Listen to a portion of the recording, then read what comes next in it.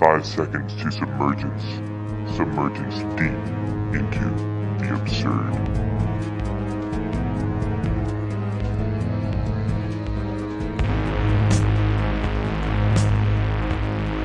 All right, the will to power. We're going to talk a lot about Nietzsche today because we got Mynaa Miesnowan on. He's basically like the reincarnation of Zarathustra himself. And well, those are big words. It is. But I mean, honestly, like the way that you speak and the stuff that you're doing creatively, like your website. What's your website called? Bezabezar.com. BEZABEZAR.com. Yeah, you've got some like really good intellectual stuff on there, and you've also got just like your own creations that are kind of that sort of Zarathustra vibe to them. Mm-hmm. But you've also got some Zarathustra quotes in there, right? Yes. Yeah. Lots of quotations. Some of my favorites, obviously, he talks a lot about dancing, more dancing, biting snakes' heads off. Yeah. Those sorts of things, and we'll get into it, obviously. We'll get into it. But keep yeah. Yeah, I'll read that quote that you sent me. Yeah. Okay. Let's do it. Okay. In order to be true to my nature, which is affirmative and which concerns itself with contradictions and criticism only indirectly and with reluctance, let me state at once what the three objects are for which we need educators. People must learn to see, they must learn to think, and they must learn to speak and to write. The object of all three of these pursuits is a noble culture. To learn to see, to accustom the eye to calmness, to patience, and to allow things to come up to it, to defer judgment, and to acquire the habit of approaching and grasping an individual case from all sides. This is the first preparatory schooling of intellectuality. One must not respond immediately to a stimulus. One must acquire a command of the obstructing and isolating instincts inside each and every one of us. To learn to see, as I understand this matter, amounts almost to that which in popular language is called strength of will. Its essential features is precisely not to wish to see, to be able to postpone one's decisions. All lack of intellectuality, all vulgarity, rises out of the inability to resist a stimulus. One must respond or react. Every impulse is indulged. In many cases, such necessary action is already a sign of morbidity, of decline, and a symptom of exhaustion. Almost everything that coarse popular language characterizes as vicious is merely that physiological inability to refrain from reacting. As an instance of what it means to have learnt to see, let me state that a man thus trained will, as a learner, have become generally slow, suspicious, and refractory. With hostile calm, he will first allow every kind of strange and new thing to come right up to him. He will draw back his hand at its approach, to stand with all the doors of one's soul wide open, to lie slavishly in the dust before every trivial fact, at all times of the day, to be strained ready for the leap, in order to deposit oneself, to plunge oneself into other souls and other things, in short, the famous objectivity of modern times, in bad taste, is essentially vulgar and cheap. Nietzsche. I don't know from where. Where is that from? Do you know? Ecce Homo. Ecce Homo. Yeah, it's his autobiography. Last book before he went insane, and the funny thing about that is I'm going to put this out there because I'd never heard anyone say it, whether it's been said before. A friend of mine pointed out that I can't remember where in his work he says this, but he says something along the lines of, with philosophy, it's enough that a thinker or a philosopher or a man might want it that he not be held responsible for anything he says. I guess we could relate this to Socrates and say that, in a sense, he said he never wanted his stuff to be written down. and I saw it even before I'd ever read Nietzsche. My thoughts were, that sounds convenient, right? You don't want anything written down because, yeah, you don't want to be held responsible, of course, right? Like, and he says so he can't be misunderstood. But, my question is, why would you want to control it so closely, right? The whole thing is suspicious, right? And this is philosophy in general is suspicious, and that's Nietzsche, and that's what you just read, let's say. It's where to go from here. It really is, it basically, with that reading, it sets a standard. And I guess if I could ask you, in terms of Nietzsche's expressed idea of a noble culture and what the end result of education is, compare that to, let's say, what you've seen and, where we're at here in America circa 2021. And, what's the discrepancy? What's the distance that you see? Light years. Care to elaborate?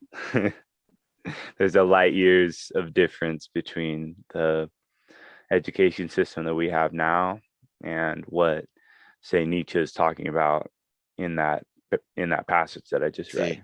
Okay. So if you see it too, and then there's a question of if other people see it, yeah, then we're actually, in theory, we're looking at a phenomenon, or at least we imagine we are, right? Like, yeah. If this is the kind of framework we're setting up, and these are the angles in that we're taking, you begin to see, I guess, like we said, the discrepancy. So then there's a question of, well, where are the points of failure? Where do things and people break down? And inevitably, all of nature, you could say, is some sort of pressurized system, from the atmosphere pressed against the cold vacuum of space to the magnetosphere as a this deflection shield for the solar winds to, our own bodies as these pressurized systems of tubes that, we like to, it's a good day when you don't have to consider that, right? Yeah. It's a good day when you don't have to consider, like, I'm mostly liquid. I have these bones and they're decaying, and I have these, and this gets into thinking in terms of not just Nietzsche's philosophy, but modern pessimism and nihilism, and things that he saw necessary as. It's not that he saw them as necessary per se, right? He didn't say that. It's that he thought they were necessary growing pains. Let's say it's not that any of this was to be celebrated, or wallowed in, or it's like none of these. Or a better way of putting it would be like this: none of this was a permanent resting place. None of this was a place to stop. None of these destinations we found in philosophy and thought of the last 100 years is actually the end goal of mankind. Nietzsche instead blew the lid that it was the contrary, that the whole thing was suspicious, that the whole thing was, intentional, let's say, but it's still a lie. And that was that, the universe was working towards some endpoint. And, I thought of it in terms of, let's say, how Stephen Hawking views aliens, that statistically speaking, they're probably out there. So then statistically speaking, if the universe had this, probably before I'd ever even read Nietzsche, let's say, like I was already thinking in these directions. And I know a lot of the youth and a lot of younger man and higher man and all these other men around, like, they have been waking up to these ugly facts of existence for a long time now. And if I kick it back to the pessimists, like Emil Cioran, who said, consciousness is a thing that exists sort of to make us forget that we are rotting flesh on rotting bones, right? This is, and Nietzsche's essence is to say a will to power is that feeling or that notion or that multiplicity of forces in ourselves, which basically fights against that. And if pessimistic and nihilistic tendencies say no to life, then the will to power is that which fights against gravity, in a sense. You can't fight gravity because it comes for all, right? It's a fact that everyone who lives here dies here eventually. That was established a long time ago. It fights against death, right? It fights against the natural law of entropy. Yes. Right? The second law of thermodynamics against everything. It took us a while to figure that out, right? Right, because we're all life is kind of weird. We're all very weird. We're contained inside of this, basically a machine, right? Okay, wait, hold on. Yeah, we can use that conception, but generally I'll say to the degrees that I see limitations in it, and so long as we Yeah. acknowledge that, then I'll say, carry on. And that's just that, machine implies that something's built to a singular purpose. It's got a multiplicity of parts and constructions and maybe even people who worked on it, but it's usually built to one end, let's say, like, a backhoe or a jackhammer or a hammer or, a dam, like anything we build, let's say, or artificial intelligence. So it's a machine with no end. Well, actually, here, okay, now we get into interesting things. Again, if I go back to pessimist philosophers, like we'll kick it over to Thomas Ligotti, and what Ligotti says is that he questions the notion of I guess his biggest book is Conspiracy Against the Human Race, and what he's discussing in that book really is human limitations. Yeah. And there's a reason why a lot of people wind up heartbroken and depressed, because they come to find out that, well, turns out, we're not who we say we are, and we're not what we think we are. And, and to illustrate this kind of line of thought, I could say, you could think to what anyone thinks of what life is when they're a child, and how as they grow up, that view changes immensely, right? Like, are you the same man you were, a long time ago? Are you the same boy you were, back when now? Or is the man you will be tomorrow, is it the same as the man you will be today? I could ask a million questions along these lines, but for sake of time, we'll keep moving. The reason why I brought up Ligotti is because he discusses Mainlander, and I'm probably pronouncing that wrong, so please forgive me, guys. But a lot of his work hasn't been translated. I'm not sure how many people know who Mynaa is. It's fine. Right? We'll just I'll give him the Thomas Ligotti treatment, because I only know so much myself. Yeah, I just started reading that, and I just got to the part where he talks about Mainlander. Okay, so and I read about him through Ligotti. And most of, as far as I can tell, his biggest works aren't translated, but Ligotti tells his story. And the story he tells is that this guy believed in, he was a pessimist, and he believed in the will to death, and the way he conceived it. And then I'll tell you the story of what my friend said about it. But the way he conceived it was that, I might get this wrong. You'd have to get maybe a German philosopher, someone who speaks German, on to translate the rest of that. Someone who, because I've looked at it and I've researched it and stuff in the context of Nietzsche, but I'm not fluent or elementary and whatnot. Well, you know what? We're just discussing. Oh yeah, no, yeah.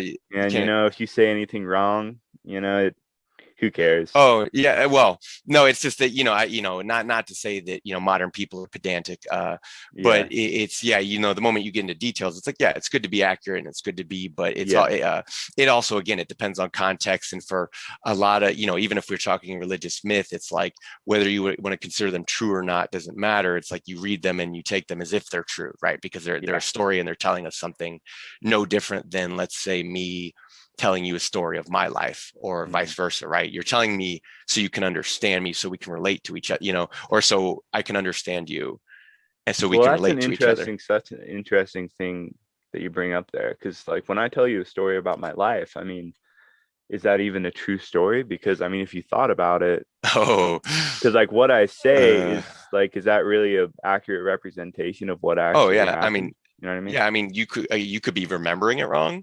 You could have, who knows, but the way that I tell it, you're not going to imagine it the exact same way that I imagined it, right? And I'm also, chances are, if I'm actually trying to understand you, I'm not, it'll be a hostile calm. I'm not gonna, jump down your throat or rip you apart just for daring to open your mouth. I hope I wouldn't, at least.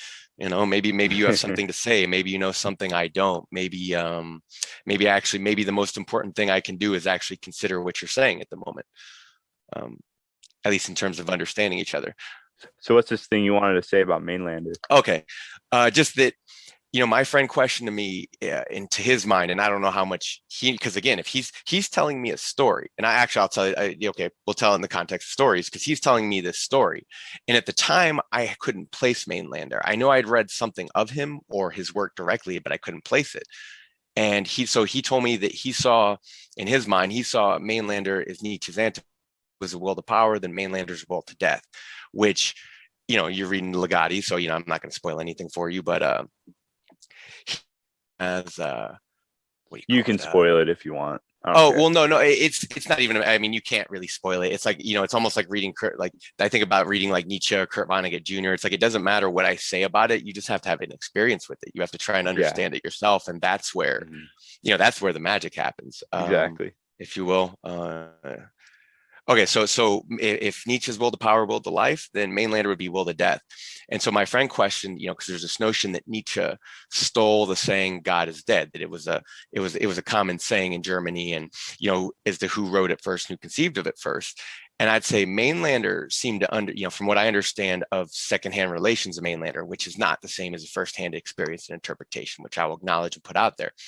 But fundamentally, in terms of conception, I can understand what other men are saying. I've studied, myth and culture around the world for, my entire life. I've traveled, I've tried to get to know people. My friends and family extends, many continents and many peoples and many places. So that's the extent of my family and friends. And, it's an ever growing pool, let's say. And I'm very fortunate to have that, and anyone is, right? Because back to the notion of isolation and depression and pessimism and nihilism and all these aspects in the modern age, if God is dead, it's a serious conundrum, and there's, I want to generally, we're just basically blowing over it. So people who are both unfamiliar and familiar know, I'll go ahead and say we're basically blowing by everything that's been said and talked about Nietzsche in the last 100 years. We're trying to avoid most of that, right? We don't need to say the same things that have been said. That's actually the problem, is that we keep saying the same things that have been said. It's really hard to create something new. It's really hard to remember something in the first place. But with Mainlander, if it's, yeah, I think the way he conceived it, or the way Ligotti paints it at least, is that maybe the birth of the universe itself, even if we consider the Big Bang as a modern conception, as a modern creation myth, the Big Bang is, he would say that that's the death of God itself. God actually died in that moment. God maybe existed in a moment when he was this perfect multiplicity of balanced forces and potential in this, what we conceive of as it's just mind bending, right? Because all our rationality, all our physical, like everything breaks down at that point. If it's the source, we have no real way of measuring or seeing it. We've tried to see it, but we can't look at it directly, at least not yet. We have not reached whatever stage of evolution that might be.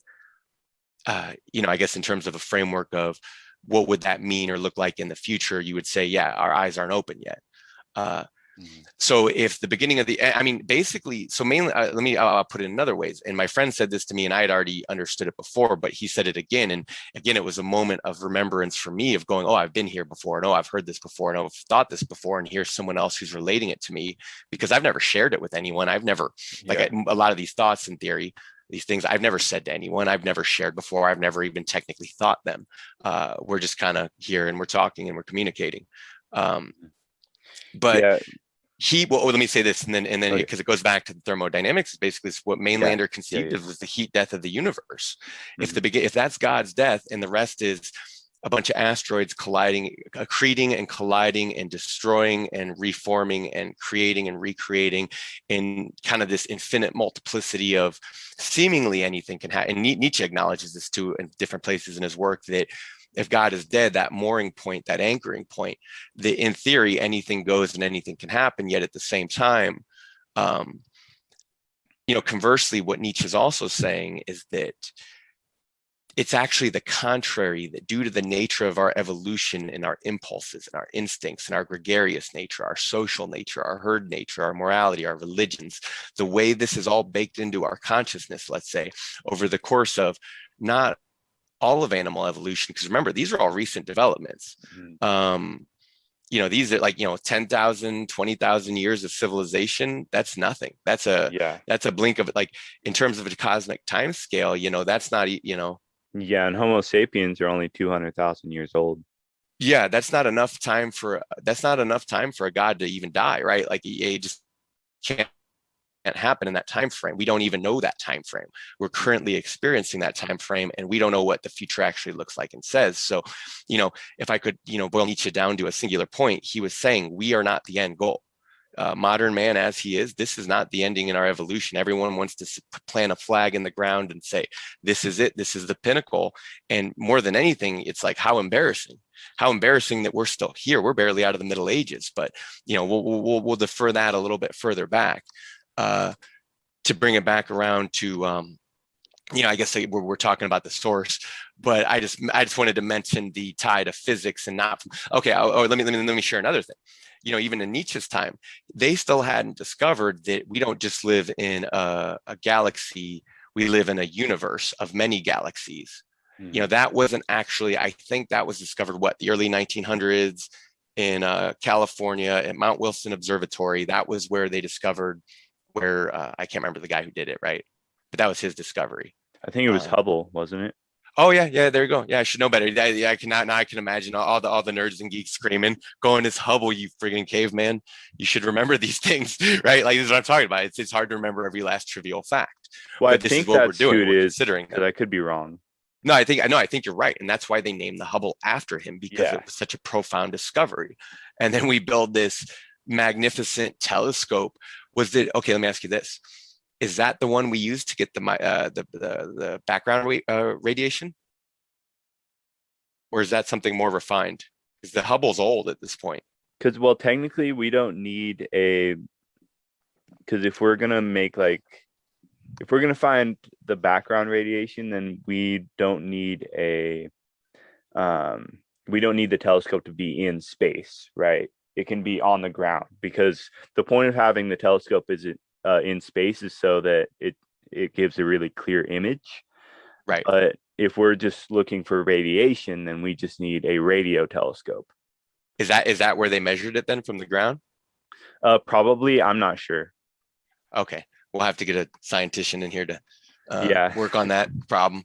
A strict scientist, you could say. I think there's a lot of different scientists out there. There's natural scientists. There's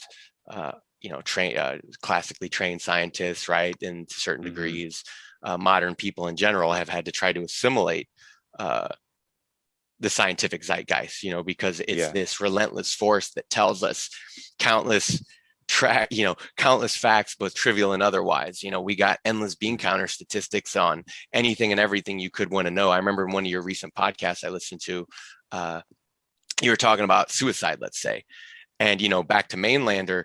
Ligotti said, at the very least, I don't know if he said it, as my thoughts is, Mainlander actually, it was an actionable philosophy for him, because, he hung himself or he killed himself. Yeah. And so back to the story of my friend telling me that, he was relating this story to me, because, this is actually kind of how we met. He's telling me about, because basically I'm asking him, what do you see? And he told me what he saw. He said Nietzsche on one side, Mainlander on the other. This is on terms of a scale of philosophy, let's say. At least within a certain context, because you could set up other dynamics and dichotomies, and it's not a matter that any of them are true or false. It's just a question of how are we using these things to see the unseeable. Because if all this is about seeing the unseeable, back to the point of education, to expand vision, then it's a serious question of what our methodologies are, what our instruments are, and then that we are on a regular basis reevaluating and figuring out just what these, what the tools are, what we imagine they are, what they're measuring, what they're measuring. And then there's a question of, can we ever really know? These are, I don't know that anyone, any one person they can't reconcile all this, which is why there's the problem of specialization. In a certain sense, we could say it's a good thing, because it opens people's time, but then we wind up being kind of like, little fascistic bean counters. Each one, it's like the fascistic bean counter who manufactures the button, who presses the button, who installs the button, is not the same as the fascistic bean counter who takes the cattle car full of human beings to the depot.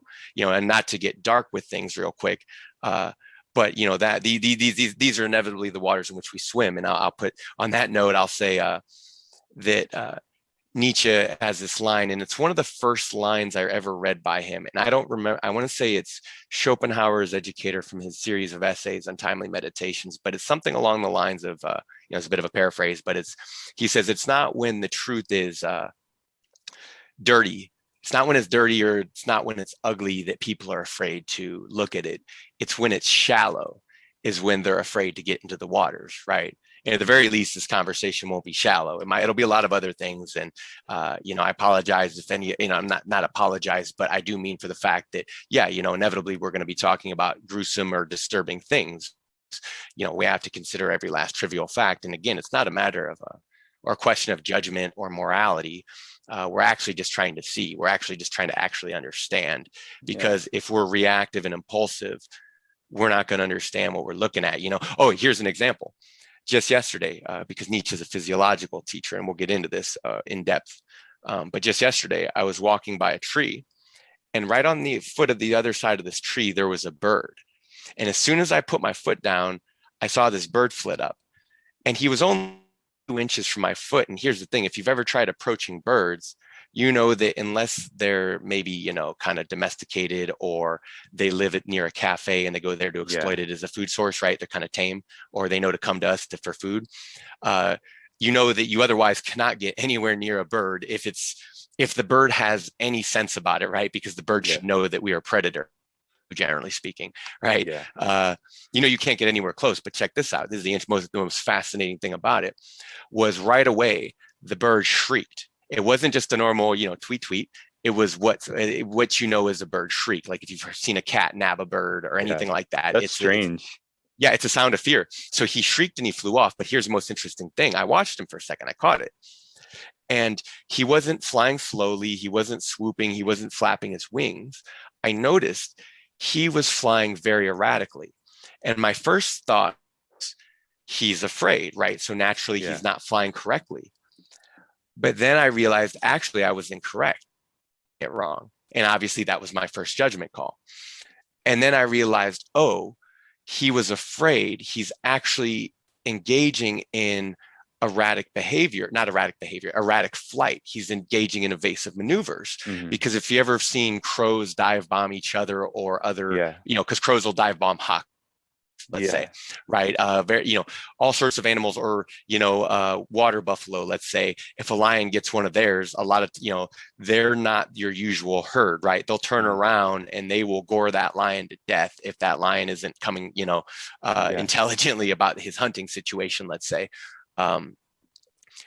So, and I realized that this bird, again, my perception of it, his perception of me, to the degrees that I can conceive that this is a sentient being of some sort, right? I know it does. What's a bird consciousness to a human consciousness? How do we measure the distance? How do we, I can just try and see and observe it and understand it. But I'm pretty sure what I witnessed was he was afraid, but it wasn't erratic. There was actually a method to the madness, without seeing a bird chasing him, to know that, he's just engaging in invasive maneuvers. My mind made up a story to go along with it. But then I realized, he's still escaping me in his mind. Now apply that to a human. Let's say I rounded that tree and I spooked someone else. Or let's say I rounded that tree and someone is there with a knife and they say, give me your wallet. Now I'm in a very different situation. Now I'm the prey potentially, right? I'd run. Yes. That's why you got to be ready to run or fight. And if you can't, and that's just it, right? If you can't submit death when he comes for you, there's a reason why people train jujitsu. There's a reason people train martial arts. There's a reason why people want to defend themselves, because, it seems like people like living. Seems like all animals like living, right? They love life. They hate death. There's definitely not a will to death. I mean, there's a notion of, there's that long misconstrued notion of lemmings where, they thought that they're a suicidal animal. And it's like, no, they were actually just, again, like that bird flying erratically. It turns out, within the confines of a condition, regardless of two animals actually understanding each other, within the confines of a physical situation, in a potentially dangerous situation, you see that there are rules and that things do break down or go sideways, or, actually a thought that I don't think I finished earlier. And that's to say that people read Nietzsche and they'll come away and think anything goes. And in a sense, they're not wrong to say that in a very within a certain context, because there's a certain domain past Nietzsche where if you walk out into it, you're just in the, you're in pure abstract yeah, I'll call it hell. Like I wouldn't want to live there. I wouldn't want to dwell there. It's not an actual actionable place compared to, say, the world is an actionable place from where you can spread your wings and fly or open your eyes and see. These are very different. Like all thought is not the same, right? All manners of thinking are not the same. We don't even have a science of thought. We don't have a science of enlightenment. Like we are still operating on a very old model. And I guess if we go back to the school system, it's like, yeah, people have been complaining about it in, let's say, America for decades. And it's you could say it's, if we've known it's a problem all along, yet we're still following, again, I guess well, it's an assembly line model. Yes, exactly. The factory bell. And, and I don't mean, when I say like I'll point to George Orwell, who said in his time, decades ago, was this the 50s? It might have been like the 50s. This Orwell was saying in the 50s that even then the word fascism was thrown around so much as to mean nothing. And that's in his book, or not his book, his short essay, which you can find online for free, called Politics in the English Language. And I would suggest anyone who's remotely interested, not even in politics, just in clear communication, that they read it, because and look, like all writers, he inevitably comes up with rules about us, right? Where's rules, right? It's back to my point on Nietzsche saying that it's not that he's saying anything goes. What he's in fact saying, due to, again, our evolution thus far, and both its limitations but all potential, that in fact very few things go with us. Very few things actually get through to us. Very few things actually speak to us. Very few things actually mean it. And, I could illustrate this by saying, okay, we'll kick it to Eastern philosophy, and for context, like, you don't show a warrior your poem, you show them your sword, right? You don't, depending on what someone's in, again, we're relating to each other in what ways we can understand each other. If I think there's a one size fits all solution to that, well, who's going to be left out in the cold? I'd say the answer is both of us, because I'm the one who's limiting myself to not understanding both you and myself. And then the third thing that comes to be, which is the relationship between us, because now we are more than just me and you. We come from, our whole background is us, right? Our whole background is we. It's long been the conception of, or, I guess, a story might be about an individual, but inevitably it's about a greater whole. One of my favorite creation myths comes out of Africa, and is basically the story of this child chasing down his bad dad. And oh man, he's a bad dad. You could think like Zeus. You can think like Zeus bringing the thunder to Kronos, let's say, right? Putting the Titans in their place. Yeah. If the notion is Mother Nature's a bit too harsh, and we need to put some order here, maybe, and we need some nobility here, and we need some rank here, because otherwise this is too terrible and inconceivable. The way I think about it is, I can think back to childhood, and times where you look up to the stars and wonder, and maybe other times you look at the darkness out of terror, right, and fear. And you wonder, what's out there. And then I could think to my dad just making up stories on the fly to put me to sleep at night. He wouldn't he would just he wouldn't read from anything, even though he could have, and he did from time to time. But I mean, in telling me bedtime stories, he would just make it up and go. Yeah. And and that's kind of the answer. It's like, yeah, it's dark and cold and scary here. Tell me a story. I don't want to be afraid. I don't want to be out in the cold. I don't want to be out in the darkness. I don't want to be left to. And I guess a modern answer could be that, well, we found out that monsters are real, but they're not what we think they are, and even then, they're not what we conceive of them as. And in a very real sense, a lot of them aren't real, or they're not. It just kind of goes from there. Well, so what's your dad doing here, right? When he tells you a story, what's happening is that you're feeling like weak and scared, right? You're feeling powerless. So when you get a story from your dad, like, Yes. a bedtime story, it gives you a little bit more control over your situation, right? Because you feel better. That's like the will to power in action. Right. He lays a sense into things. Yes. Mm-hmm. That's back to the notion that few things go with us. It's always a question of, well, what sense are we laying into things? Because here's a serious limitation that I see, and it even actually relates back to the Nietzsche quote, and it's actually behind it, and it's everything before it and after it, and in between lines. And that's that, he's right that objectivity is cheap. saying, I see it as us saying, you know what, I'm too afraid myself. So I'm going to speak for we, I'm going to speak for us. And it's always a question of who, because if it's a televangelist from the 90s, right, it might be a Christian message. If it's a televangelist for 2021, I don't know what it is, right? It's something political, let's say, more likely. And cultural, and it's understandable why it is happening, though, because again, this isn't a matter of judging people for their politics or their morality. That's the sort of stuff that gets in the way of seeing and understanding. There's a reason why people are reacting the way they are. It's okay. You've read Last Messiah, yes? Yeah, of course. So in it, he says, he talks about prisoner conditions, and he says it, and it's an unfortunate fact of existence. And he's not saying it from about. It's not a question of judge me, love me, hate me for saying this, or I'm so clever. It's here's a piece of information. What anyone does with it is something is a different question. And what he says is something to the effect of, when a prisoner acts out in such a manner that is violent and hostile or unexpected or what, it's an act of vitality itself. You would say if calls imprisonment the greatest evil you can inflict on a man, and for everyone who's been in prison, they understand exactly what that means. And for people who've only ever been on the other side of the bars, they just don't know what that means, even though their own life and mind might be definitive of it at many times and places. Because let me ask you, have you ever felt trapped in your own mind? Have you ever felt stuck? Have you ever I think it's a very human thing to feel all these things, including alone, including afraid, cold, right? These are things I think most people experience in some capacity. And not even because anything modern that anyone is saying or doing or observing, because again, these stories exist and they've existed for thousands of years. If I go back to the bad dad, I off the top of my head, I can't remember the tribe to give it its due and respect, but it's a creation story. And the premise is, check this out, this is what makes it interesting, is that, or beyond interesting, right? It's so damn understandable. It's that the child goes through any length to chase down and slay his dad. He destroys city after city.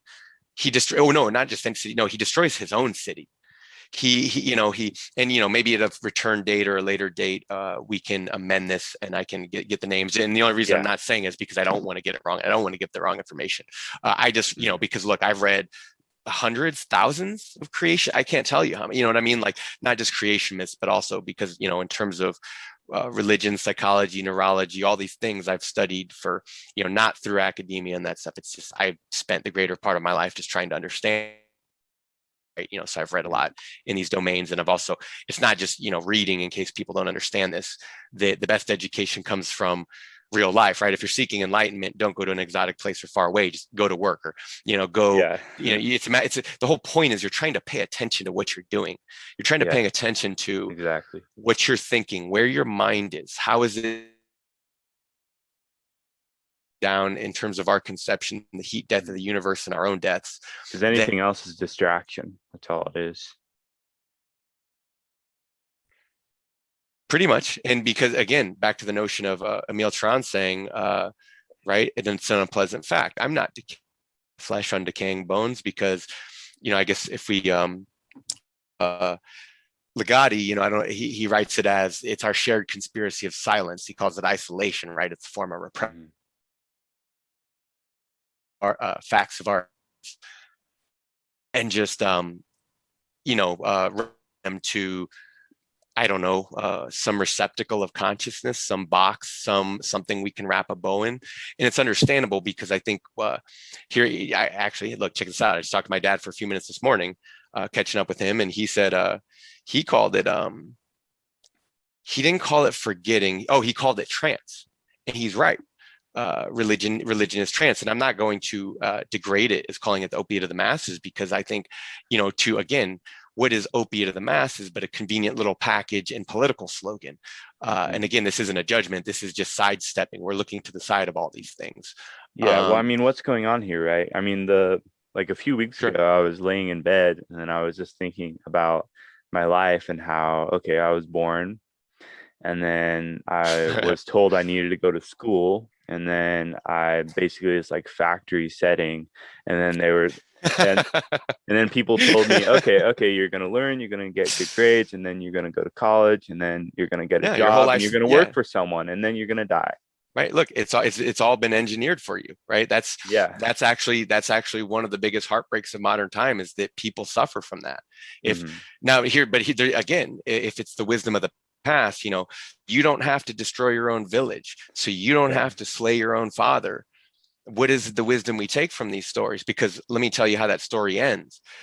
The son is so powerful, inevitably he comes back and resurrects his whole village. But if you village, Greg, are you powerful enough to rebuild it? I would hope so. I would hope so too. But if you burn it down and you're not competent or powerful enough to rebuild it, what are you left with? Nothing. Yes. Okay. So there's serious, again, talking both potentials and limitations and potential, right? Yeah. So there's something else to it, and we'll get into more of the physiology. So, but one thing I wanted to say was that earlier you said that the whole world was engineered for me. Remember I can't even remember how he worded. It's the phenomenon manifest as such. It's Nietzsche's work. Yeah. And I'll just explain the phenomenon as immediately as I thought of it and conceived of it and understood it. And Yeah. he's talking about oh no, actually here you go. It's coming back to me slowly here. Yeah. The very notion that we can consciously recognize that there's a will to power, or in any animal, let's say, right? And how that manifests in any animal. You think of a snake, and a snake is a very fascinating creature because what is it? Its logic and its senses are very different than us, yet it's alive like us.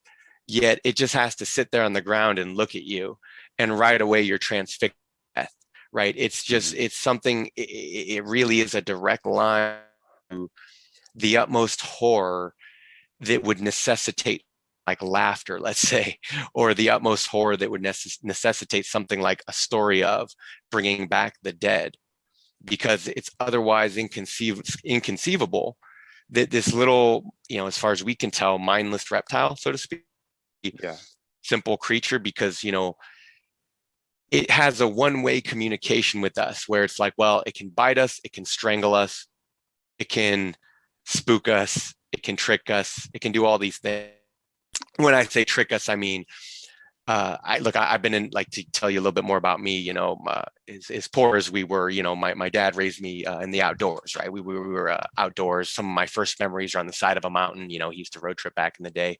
That actually reminds me, when I mentioned that Nietzsche quote earlier about stepping into the dirty pool of truth, right? Yeah. The reason why I love that so much is because it's it's a philosophical equivalent of pulling up in a rusty white conversion van and saying, get in, like something Hunter S. Thompson might say, Actually, I haven't read any Hunter S. Thompson, believe it or Okay. not. Well, I mean, he's part of our history. He's part of our culture too. He's been a big influence over here in Yeah. America, the USA to be specific. Mhm. And so going forward with the other ideas we kind of set up here. If only so many things go, because we are otherwise faced with prisoner conditions. Okay, so think about it. Yeah. Not only has life been pre-engineered for modern man, Yeah. it continues to head in that direction. Artificial intelligence. I'm not. Obviously, there's a lot of potential, and there's a lot to it, and a lot that could take place. And I think a lot of people put their hope in it. But just like we put hopes in, God to this day, just like we put our hopes in anything. And as far as I can tell, the physiology is the same. We're still making the same moves, because if the scientist feels the same elation and power that the priest fundamentally did and does, then, we're expressing something similar. It just manifests differently, because inevitably these powers are all beholden to higher powers. Is the problem of truth is that truth actually has no power. Truth can only align itself. This is Nietzsche, by the way. I didn't write this. I didn't make this up. I know. The truth can only align itself with power. It can't actually, you know what I Yeah. mean? It can beckon, it can move, it can do a lot of things. Yeah. Well, it's just a form of the will to power, right? I Yes, mean, the yes. most, because what you find as truthful is just what you find is like the most powerful idea, right? Yes. And then there's a quite, and then my direct question is, again, if you're stepping out into the abstract, then you're stepping out into nothingness. No wonder why people languish in nihilism, pessimism, depression, right? It's understandable because they're off on some philosophical jag, and back to necessary growing pains that Nietzsche.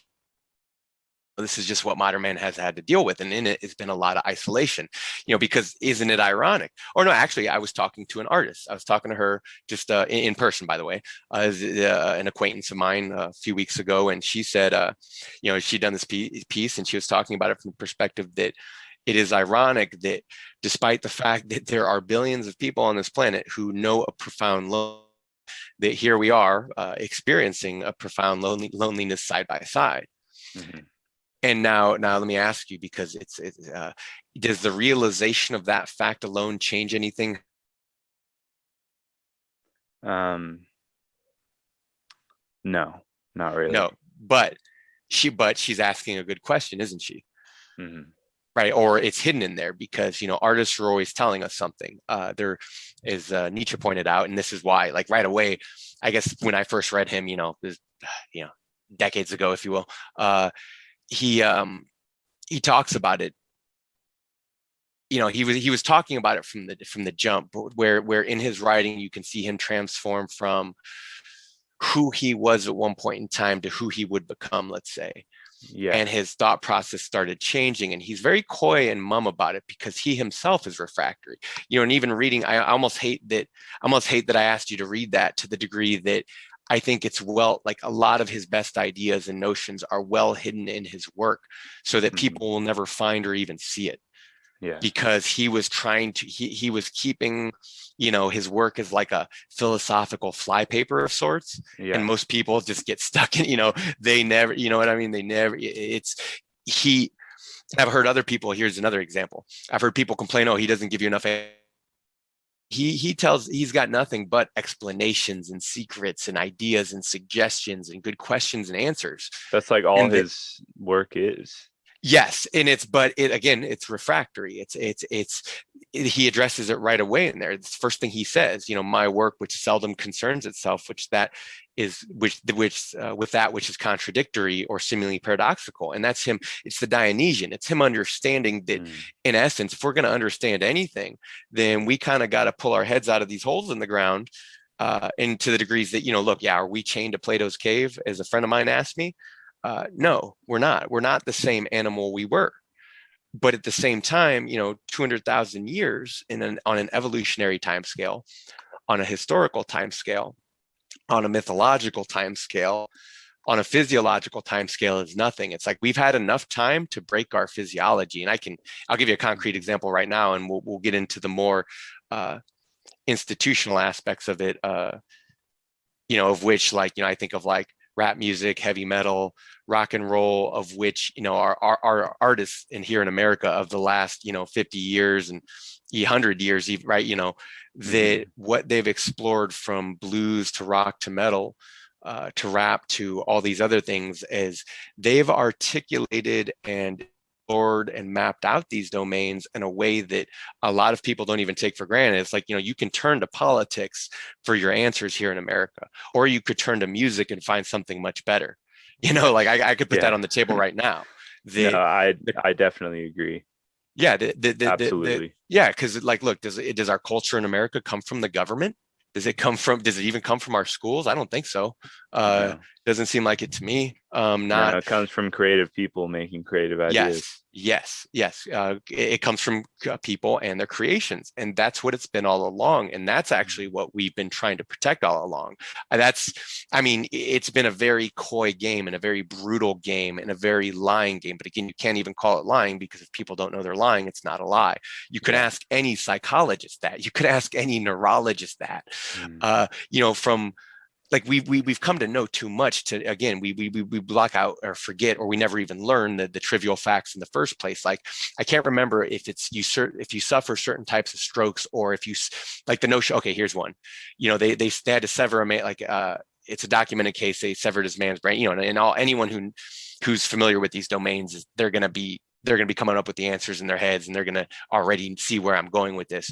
But that if you split your brain, you now no longer, at least in this man, like, for all we know, maybe there's someone with a brain that has some sort of adaptation that maybe it's never fused in the first place. Maybe it's actually different. We don't know, because we don't even have a good way of measuring and accounting for what all these differences are, because the difference between, like, person to person and culture to culture, we don't actually have a worthy judgment or measure for any of this. We don't even understand it ourselves, to the degree that you can embody a culture your entire life and not even really have to think twice about it, because it's just I guess it's like this: if this is the pool in which you swam your entire life, that maybe there's another pool. Or again, if this is the Milky Way galaxy which you've resided in all your life, until you realize it's a universe full of galaxies, not a galaxy with full of yous, you know what I mean? That this isn't, again, you're not the spearhead of evolution. This is not what these objective facts, back to, objectivity still being cheap, but it seems to be true as far as we can perceive. Or you would say, at least, check it out. I guess it's the best working model, right? I think that's always a fair assessment to say of anything objective in terms of communication, to not be pedantic, to not argue, because, you can try talking to people about a lot of this, complex raps, what they see as abstract, because I don't see it as abstract at all. To me, it's all, again, it's birds in flight, it's snakes biting, it's us in motion, it's us in motion on a daily basis. Well, so we're not really we can't be this. If we were the spearhead of evolution, that's a really sad, pessimistic thought. Oh, yeah, because, again, if this is all there is, like, maybe it would make you want to blow your brains out. It's understandable. I don't think, anyone who's had a suicidal ideation, like, to me, they're the sane ones. It's like, okay, you've seen something here.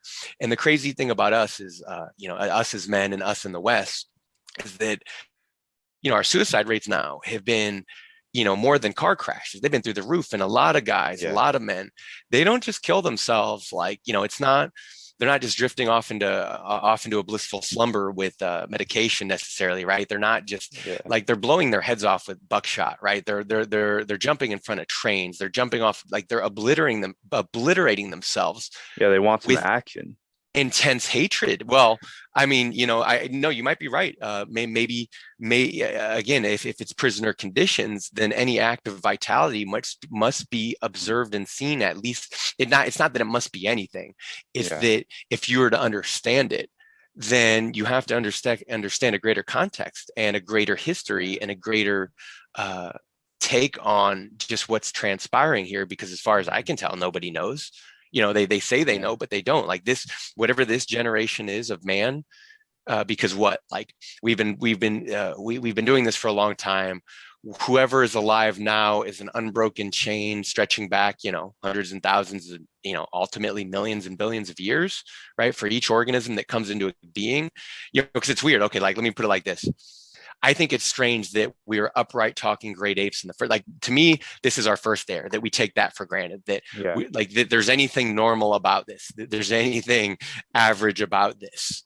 That's the first air to me, that, this is the way it is. It's like, whoa, no, it's not. No, it's not. That's what we've come to find. No, it's not. Not in the slightest. You can't so easily put it in a box. You can't so easily repress it. It's fucking crazy. Yeah, that's one way to put it. And it's awesome. Well, I'd say, right, but I'd say it's also reflected in us, and I'd call it mental illness, right? I think our conceptions, this is okay. I can imagine this being very upsetting, but let's just say, no different than you read a novel and it's a sci-fi novel, or you read a novel and it's a Western, or you watch a TV show and it's a Western. It's the setting is just or it's a futuristic world. It doesn't matter. it's a matter of maps and context and what they mean to us and what we see in them and what it reflects back into us. And, what are the artists telling us? What are the philosophers telling us? What is man himself telling us? If everything we do and say is a confession of sorts, what is our modern symphony telling us? And I'd say it's like, it looks to me like we got a symphony with no conductor. Nietzsche observed this over 100 years ago, and it hasn't changed that. As a species, we don't have an aim. As a nation, we don't have an aim. We don't have a goal. Now, I know that is probably going to upset a lot of people off the jump, in the sense that they would say that's not true because nations always have an aim. And I'd say yes, to protect themselves, their best interests, right? It's always been the case. The modern nation state, like a total nation, can't have an aim. Only an individual can. Okay, this is interesting, and let's slow it down. Of course. So why can't a nation have an aim? Because so. It's not a person, right? It's not a thing that thinks and feels and has a will to power. Only living things can have that. Right. So, but what if I say we, the people, are the government? You're wrong. Well, I was gonna say, it's funny. I also start to sound like some That's sort of impossible. Well, I was also going to say, in a very certain context, you could take it as like a political zealotry, right? Yeah. Like it starts sounding real spooky and threatening. We, the people, ooh, we're the government, right? Like, ooh, going to get you. Yeah. Well, I mean, okay, tell me this. Yeah, that sounds kind of creepy. Yeah, well, let's listen to this. If the government wanted to meet with me tonight, I'd be like, hey, Greg, like this is where I'm going to be. Like if I don't come back, like let the people. Tell you what, maybe, and no offense to cops, look, again, it's not about judgment. So, it has nothing to do, in a sense, maybe don't call the cops because they might be in on it, right? Like, just because, again, the problem is because we, the people, have known and see too much. So my question is, if the message comes from, it's a question where the message comes from, and you can understand the need for unity, because disunity is just disastrous, because chaos is disastrous, because we can't live sustained long-term within chaos, because we just simply die. That bird yesterday, imagine I had that bird in a cage, right? And I sat, I told you in quote unquote nature and out in the outdoors, that bird flew away terrified, but he escaped me, and we were both unscathed, right? Now imagine that bird was in a little cage, and I just sat there stomping on its cage right next to it, and maybe I even started yelling it. How long? Kill itself.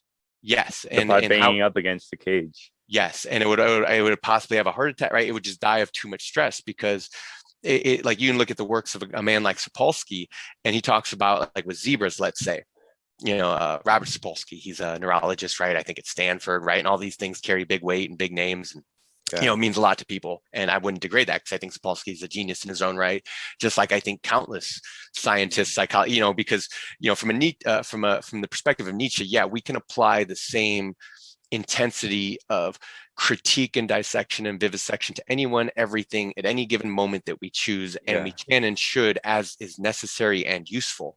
But it's always a question of what's actually necessary and what's useful, because if we're just beating a dead horse, then I don't know, then again, there's not much of a purpose to it.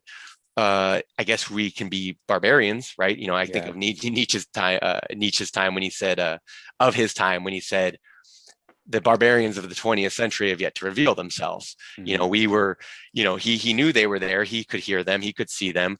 And actually, I think his work in this regard, it was closer to Darwin. Darwin knew what the implications of his work were, but he was not going to be, if I recall correctly, someone else can correct me, and I'd gladly hear it, and you can correct me too. But if I understand it, he didn't actually break the news that we evolved from great apes. And maybe he didn't even go do that work himself. But he knew the implications. And to my mind, knowing he saw what he see, because it's a pattern.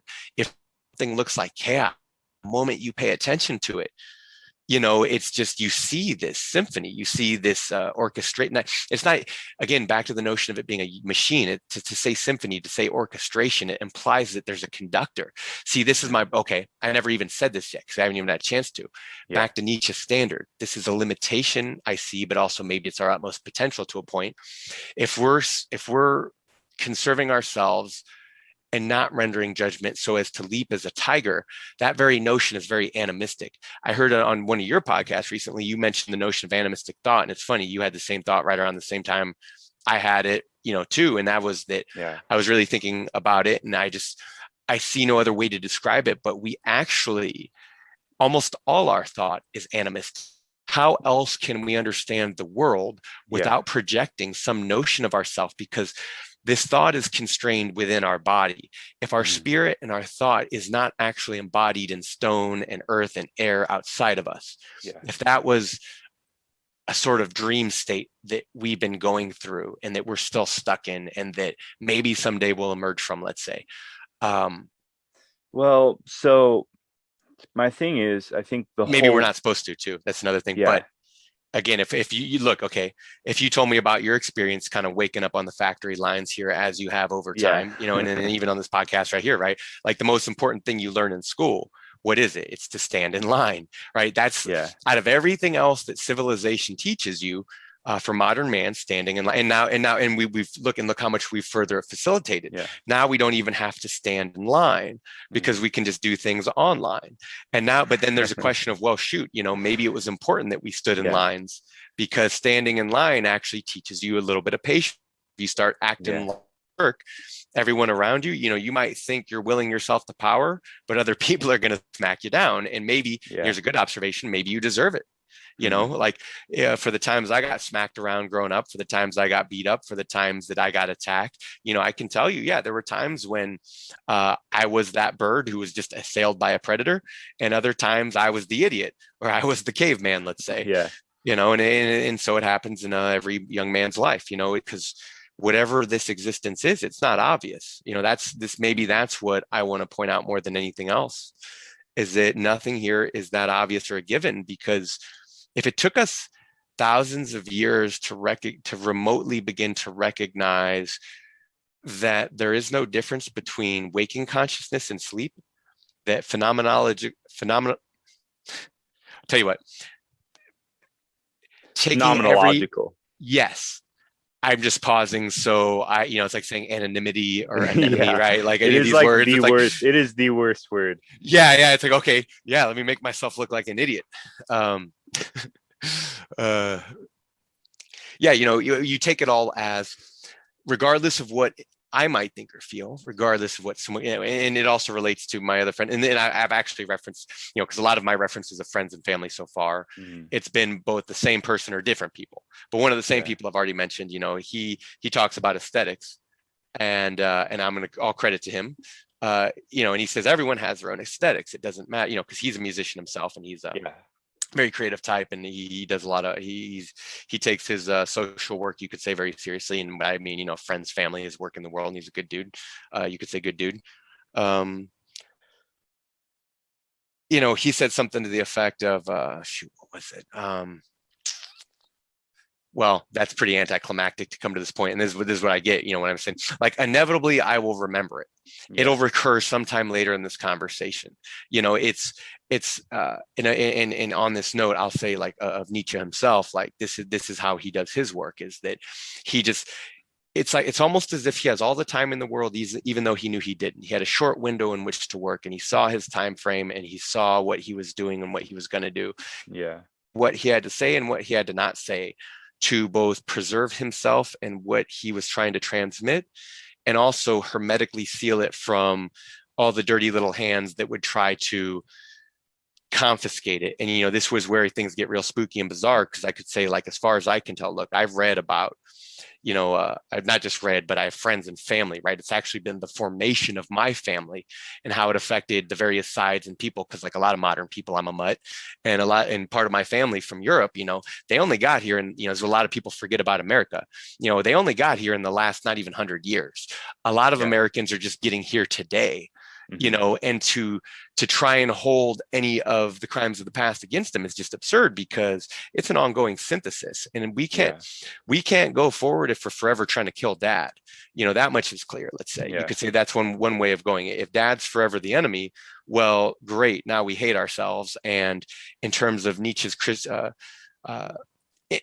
criticism Christianity, this is part of the reason why he critiqued it so hardly, is because this is what it's created. It's created vengeance against mankind. Actual vengeance. And there's always an excuse, because here's the thing, you can slander you can slander man, you can slander the world, because remember, God's coming back to destroy the world and God's coming back to judge man. But you can't slander the spirit. And to a degree, they're not wrong, because again, if the notion is we're slandering the spirit, again, we're forever killing dad. And what's dad going to teach us for forever, like, maniacs at his throat? And maybe he, and of course you could say dad has crimes to answer for, but in our own unthinking way, then what have we created in turn that also needs to be answered for? And Nietzsche would say it's a bad physiology, it's a bad waking dream state, it's a nightmare. The kingdom of heaven is like these these bodies, these physical bodies we are, that are actually repositories of culture and knowledge and understanding that only exist in one world, this physical world, let's say.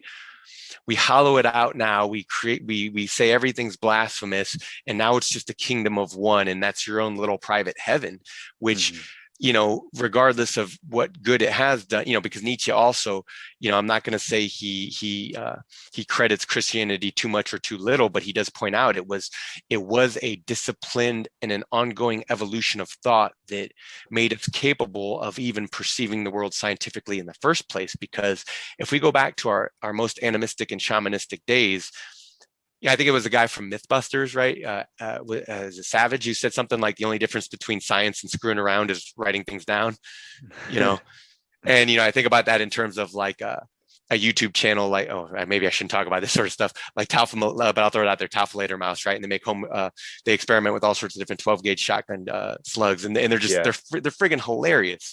One, they're hilarious, right? They're talking about American culture, right? One, they're hilarious. Two, they're creative. Three, they're having fun. Three, they're spreading goodwill. You know what I mean? Like, people there are just having a good time. And that's always, in this world, especially in 2021, it's like, that is what people are missing. That is what people are wanting.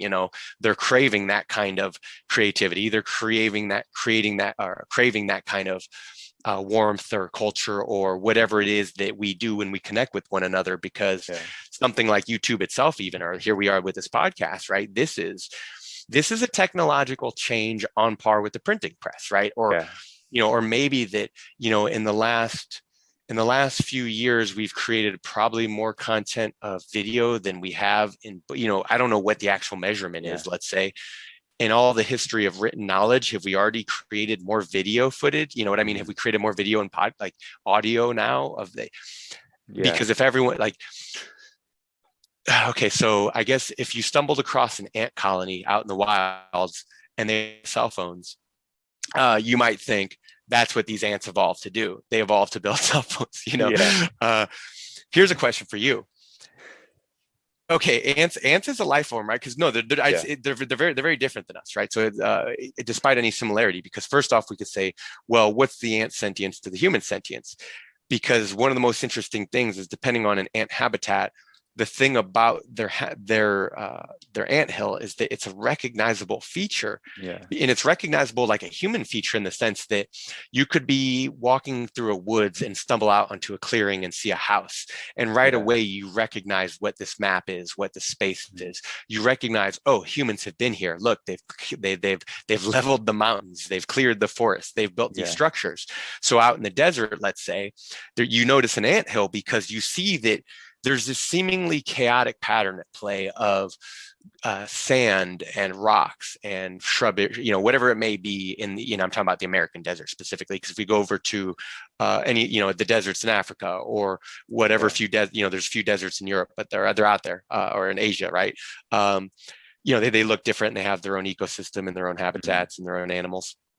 But what is it? It's the okay, so in our deserts, you'll see that there's all this, clutter, and it almost looks like it literally, if you let your eyes fade out like a magic eye, the desert almost looks like it does look like a magic eye, or like TV static, because you're looking at all these grains of sand. It's almost like if you look underwater, it's very close to seeing the patterns of sea anemones in the sand down there. And I say this, having played and, explored, done my research in both environments, let's say. And again, not for school, that's not my thing. This is just all what, I grew up outdoors. I grew up playing with animals, a bit like, I'm bringing this to light, or I'm bringing attention to this to point out, it took me probably I could say an embarrassing amount of time to even get to a point to realize like, oh, most people, or at least most experience, because most Americans actually live in big cities. They actually don't have much of a connection to nature at all. Mm-hmm. And I'll get back around to consciousness and recognizing the will to power and things like that in a moment. And I'll say this, and let me just say, okay, I got it. We'll take this approach. We're just going to take a few steps back and talk about recognizing the will to power, and not even that, but consciousness in us, and the notion that sight for us as a sense is a will to power, in the sense that for a bear, a nose is will to power, because with that nose, he can smell anything and everything in his territory, just about, depending on where the wind is blowing. Yeah. And that bear with that nose and his teeth and claws, and we're talking a grizzly, not a brown bear, a grizzly, right? He has everything he needs to navigate his environment. And compared to us, he is a much better killing machine by default. Yeah. A much more ferocious predator. By ourselves, his claws alone can rend us limb from limb. His, can gut us, if you will. Yeah. His teeth can crack our skull open like a walnut. It's terrifying. Mm-hmm. Right. We needed a story to make us bigger than him, obviously. Yeah. And now that we're here stuck with us and the bears aren't the question anymore, now we almost need a story that makes us bigger than ourselves. And maybe that's what modern day mental illness and narcissism kind of is. Like, hey, like, share, subscribe. Me. And I don't mean this as an offense to anyone. I'm just kind of pointing out the obvious that everyone's already been talking about forever. We're actually not going to dwell here long. Here's what I want to ask you, questions along these lines of, what is it in us, that conscious will to power? If that bird realized he was outclassed by me, let's say, right, that scared bird from yesterday who flew away from my step, assume it was a grizzly bear and he's not outclassed by me. Instead, he's angry. He's angry like I'm angry when I get stung by a sweat bee. If anyone knows what a sweat bee is, it's a little iridescent bee who comes up to you, feeds off your sweat. And it's almost like the moment the sweat bee notices that you notice it stings you and flies away. That's been my experience with sweat bees. I swear they always sting. I don't know if they're the type of bee that dies after they sting, but I feel like they must not be, because I've been stung by way too many of them in my life for them to have sting and die and live to procreate, or maybe I don't know how they do their business, right? Animals are very strange, like ask the sea sponge, right? We're very different from each other in many ways.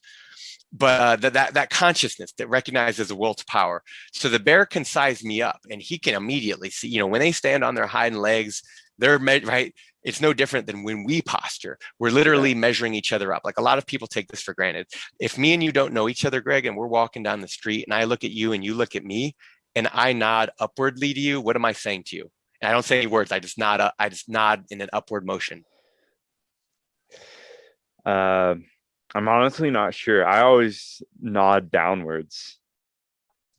Okay. I'm going to clear something up for you. Okay. No. And it's all a matter of where we come from and who we know. And again, that none of this is apparent. And how often do we think about much of anything? Answer doesn't seem to be much at all. But it seems kind of like a power move if you're nodding upwards. Oh, it is. But think of it more like. Up, kind of, yeah, but it is, but it's a matter of honor and respect and power, because the difference is, if you're an animal and I don't acknowledge your presence, what am I saying? I'm either telling you I'm a naive idiot, or I'm telling you, and I mean, in the case of the grizzly, like, if I don't acknowledge a grizzly, it means I'm as good as grizzly food, as a human being, right? That's one way of putting it, right? How could you otherwise recognize predators? Number one. So there is a power dynamic in it. But what you're actually saying is, I see you. I'm acknowledging you. I'm also letting you know I'm not a threat. And we do it, and we do it every other way. Handshake is the same thing. It's saying like, hey, we're here, we're dealing on equal terms, kind of, even when we don't do it, and even when we lie, and even when we hide all sorts of lies behind handshakes and all those sorts of things, it's something similar. But the interesting thing here is that what we're witnessing is two different and competing wills to power, acknowledging some sort of rule set. Again, if I asked you, what are the games allowable for humans and what are the games allowable for grizzlies? Because the grizzlies have a game too. Theirs doesn't differ much from, let me stand on my hind legs and size you up. And if I think I can take you, then we're going to have it out, in terms of the way that we're doing that now. But here's the thing.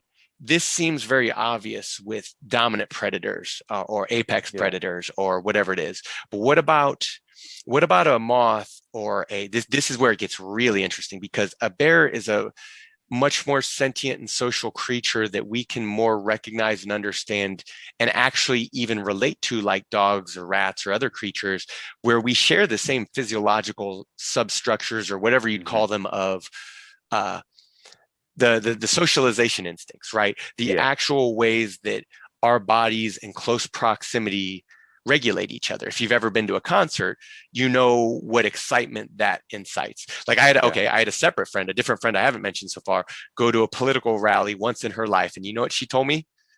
What? And it's not like it was like a very, I think it was like some third party, weird friggin', who knows what. But she said it was a big one too. She said it was terrifying and she'd never do it again. Yeah. She's like, right, like you got all these excited bodies, and dude, if okay, here's another notion. Like, okay, in the fight, like hyenas and lions fight on the African plains. They actually have insanely complex social dynamics and hierarchies. Hyenas are actually some weird hybrid in betweens, right? They're more cat than they are dog. They all have penises, right? They all of them, I think, right? Even the women, they all groom each other's genitalias. And then the women princesses. are like the dominant of the society. Yes, they have a princess. So yes, and I was watching this one study on them where in a fight gone wrong one night between lions, it was between competing hyena packs. The princess of the one pack got so muddled up in the scent of the other pack on her and almost killed, that her own pack could no longer recognize her. And they didn't kill her, but they exiled her. Wow. So you see that again, to the degrees that we have similarities and differences, I don't even have to say anything. A lot of people would immediately see and understand what all this means. It's a reason why you would make a Socrates drink hemlock, because of course the Socrates has to drink hemlock. It's like, don't you get it? It's very rude and bad taste to come in here and start asking all these questions, but it's not asking questions. Say these are the new values, these are the new norms, and it's like, well, did we vote on it? Did we ask for this? Did people actually agree to this? See, this is where it goes wrong when we don't actually have it out. What I'd say of the conversation in America is, like, it's barely gotten started. It's the real questions and answers, we're barely just getting to them, like hardly, barely. We've barely even gotten there. And that's what I mean when I say, this generation is not born away the key, not yet. Like, we are en route to something more, because the animals we are today are not the animals we were yesterday or 1,000 years ago. Like, again, how many minutes ago? I mean, and how many changes do we have to point out, from agriculture to the birth control? Here's one we don't even talk about. Birth control was huge. It changed everything about our evolution and how we could do business. And we don't even talk about it. And I don't mean, again, from a matter of judgment, just to say, like, hey, how did this actually affect us? Do we eat? And the answer is obvious to me. No, we don't know, because we don't know. Like, we don't know how the decisions we're making now are going to affect us later. Like, and I'll illustrate this clearly. So, the band, the Beatles, right? Right. Course. Very, very, right. So no, very I big don't. band. I've never heard of them. Yes, yeah, I know. Right, but okay, but again, we're taking this like, okay, suppose you just came down from a mountain or from under a rock, and you might not know it, and it's keying you in. All right, wouldn't want to leave you out in the dark, right? That's exactly it, right? We're not exiling you, right? Like, oh, you don't know this? Let me beat you to death over it. Oh, you're ignorant about something. Oh, let me, I don't know, shoot you. Like, how terrible is that? It's horrible. Yeah, that reminds me when, like, in middle school, not civilized. When I told someone, I don't believe in God. And then they were like, you don't believe in God? Oh, of course. You hear it right away. Yeah. Right. It's a rising inflection. What? You're getting the hackles. That's almost like them unsheathing the sword, right? Right. And it's just, there it is, and then depending on how they approach, they could be asking you to lay your head down, and then you see that and you start backing up and you say, you know what, forget I ever said anything. You're right. I'm wrong. This world is your oyster. It always was. I got plenty of stories about Christians, but and we'll get into those too. And I don't mean, and look, and like, I'll also say some of the people who've been there at the right moment and the best moments of my life. Yeah, they were either Christian or religious or something. Again, if I'm to understand people, I actually have to, I have to look at them. I have to get to know them. I can't just, judge and condemn them, because I would say that's been the problem all along, is it's been vengeance against mankind, that you can't slander, you can't slander the spirit, because what you're really saying is you can't slander the aristocracy.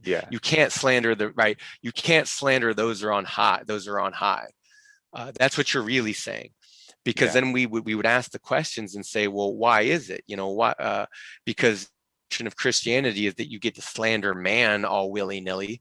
And, one of my favorite criticisms by Nietzsche is something along the lines of that, it's not that the Christian model thus far it's not that they haven't considered life, death, and all these things we would call problems.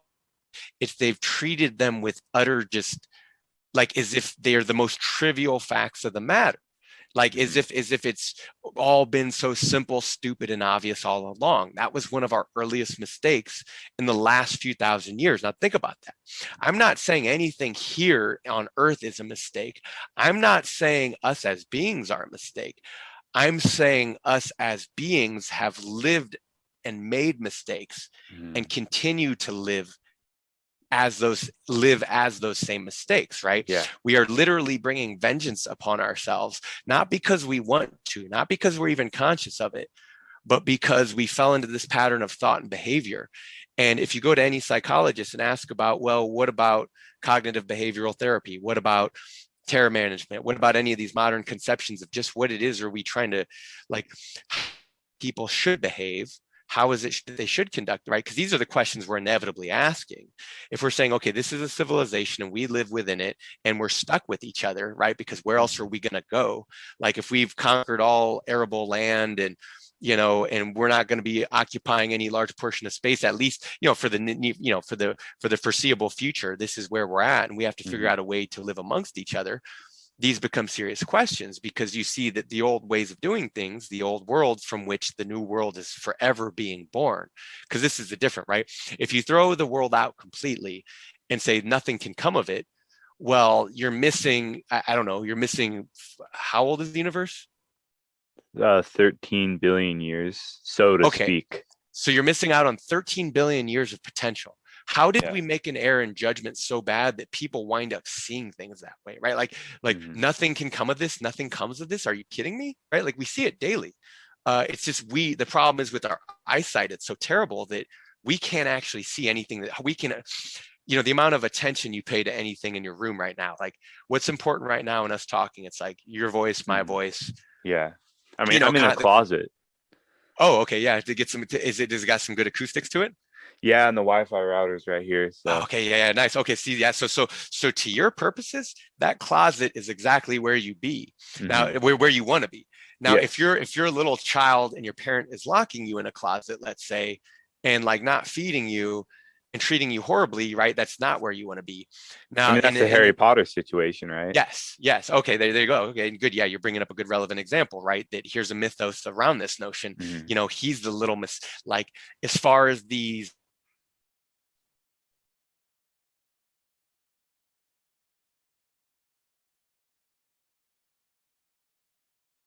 I think you cut out.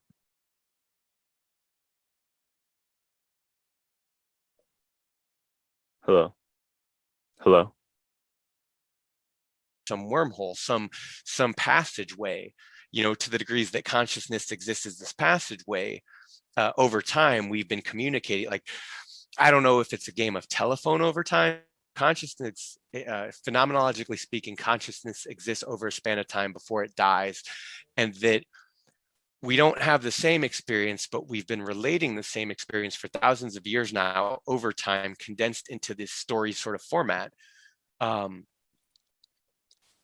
We've culminated in, I'm not going to what comes next. Maybe that's because again, the notion is I'm not trying to put any of this in a box, right? I'm not, like, if anything, we're unboxing. That's all we're doing. All these trivial, quote unquote, trivial facts that we've been ignoring for thousands of years, we're trying to unbox as much of that as possible, right? Like we are not in the closet, we're flinging that door open, and we're throwing everything out. Mom's clothes, dad's clothes, baby's clothes, like we're throwing it all out there for anyone and everyone to see. It's just there for your examination. You pick up your microscope, your instruments, whatever you might need, your Wi-Fi router, and you can begin exploring. Yeah. Tell you what, I do want to get back to that notion of power on the apex predator, because what about the moth or the butterfly that grows eyes on its wings? How did Mhm. what's that bug sentience? Number one. Number two, how did it know to grow eyes on its wings to recognize? Because this is back to what Nietzsche said, that kernel of what is this will to power or this consciousness in other creatures? Because it's easy for us to get bogged down in our abstract human conceptions, our confusions and failures of communication amidst each other. But the animals don't lie, and that's what makes them better case studies in a sense, to the degrees that they can show us certain things. You can't say it's the same. You never can, right? Because so you can't say we're the same. We're not. We're the same amidst each other. So what is it? So if the bird is predating on the moth, and the moth recognizes it has a predator to grow an eye, a fake eye. That's this thing, right? It's not even a real eye. It's just a fake eye, but it works good enough. And I'll give you an embarrassing story of my own, because like I said, I've been an outdoorsman my whole life. And I was kayaking, this few years ago. I was kayaking down a river. I guess it's east of here where I'm at present, but halfway across the country from where I'm at right now. But I was kayaking and I saw a snake in the water that I had never seen before. Now, me as a natural scientist and someone who's studied and caught snakes my entire life, including poisonous snakes, if I see a snake in the USA that I've never seen before, trust me, there was nothing more interesting to me in that moment that could have happened. I suppose someone could have walked along. Never mind. I'll just get to the story. I see this snake swimming through the water, and I speed up towards it. And now this snake notices me. And you know what it does? It's done what no snake I had ever seen before did. It started thrashing. And you know what it looked like?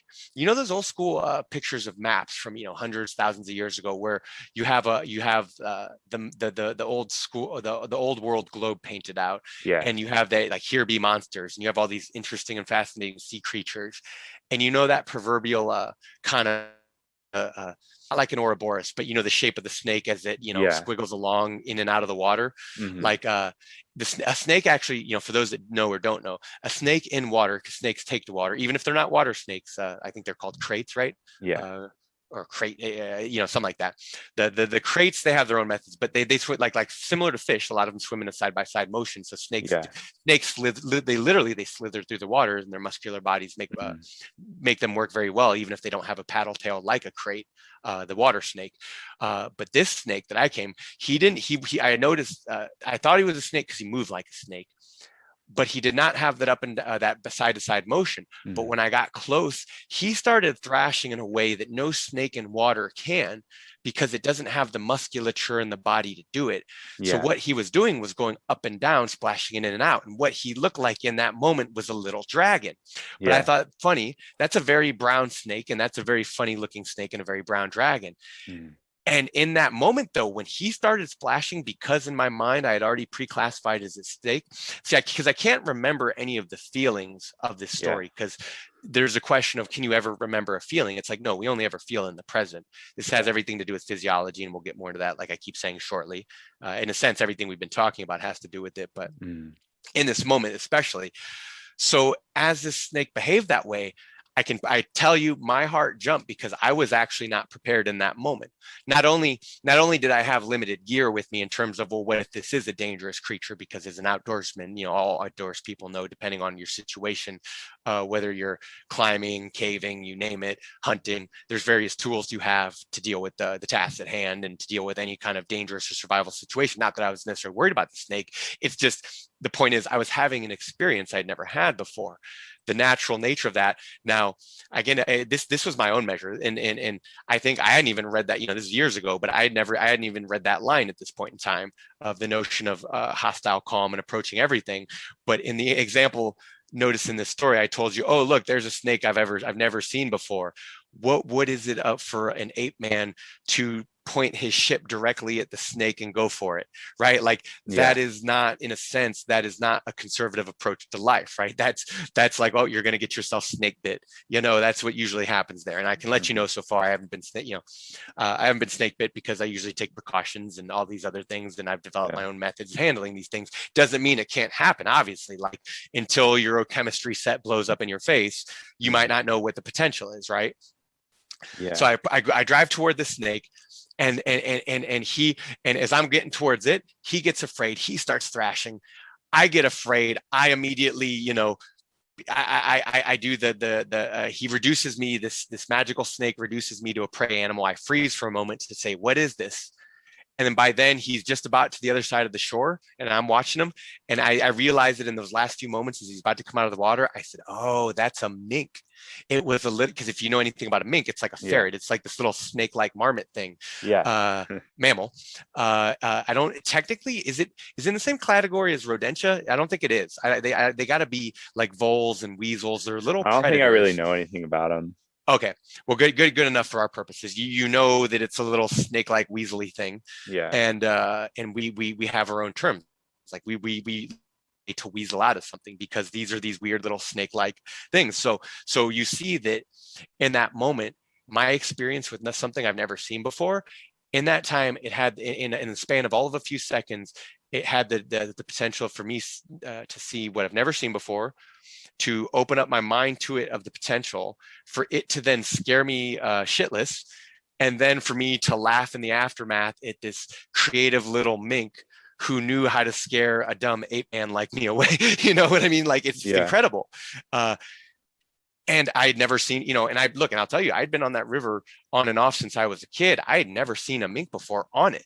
So make of that what you will. I've seen all sorts of things. I've seen beavers, blue herons, turtles, all of them, soft shell, hard shell, toad, all the animals who both come to the water and who dwell in the water. Not all of them, because obviously there's so many that even in my time living and being there, I could only document and study so many, let's say. Gross ones, horrible ones, mean ones, things that could take your finger off, things that could poison you to death, you name it, they all exist there. And this is modern America 2021. Obviously it's not as, let's say, you think of a place like Australia and the kind of ecosystems and fierce predators and creatures they have there. It's like, yes, we have nothing like that, but we still have plenty that will kill you, or at least make you very sick or injure you. Not in Idaho, I'll tell you. Oh, not Idaho. I think. Oh yeah, no poisonous weasels or dangerous platypus. There's a couple of.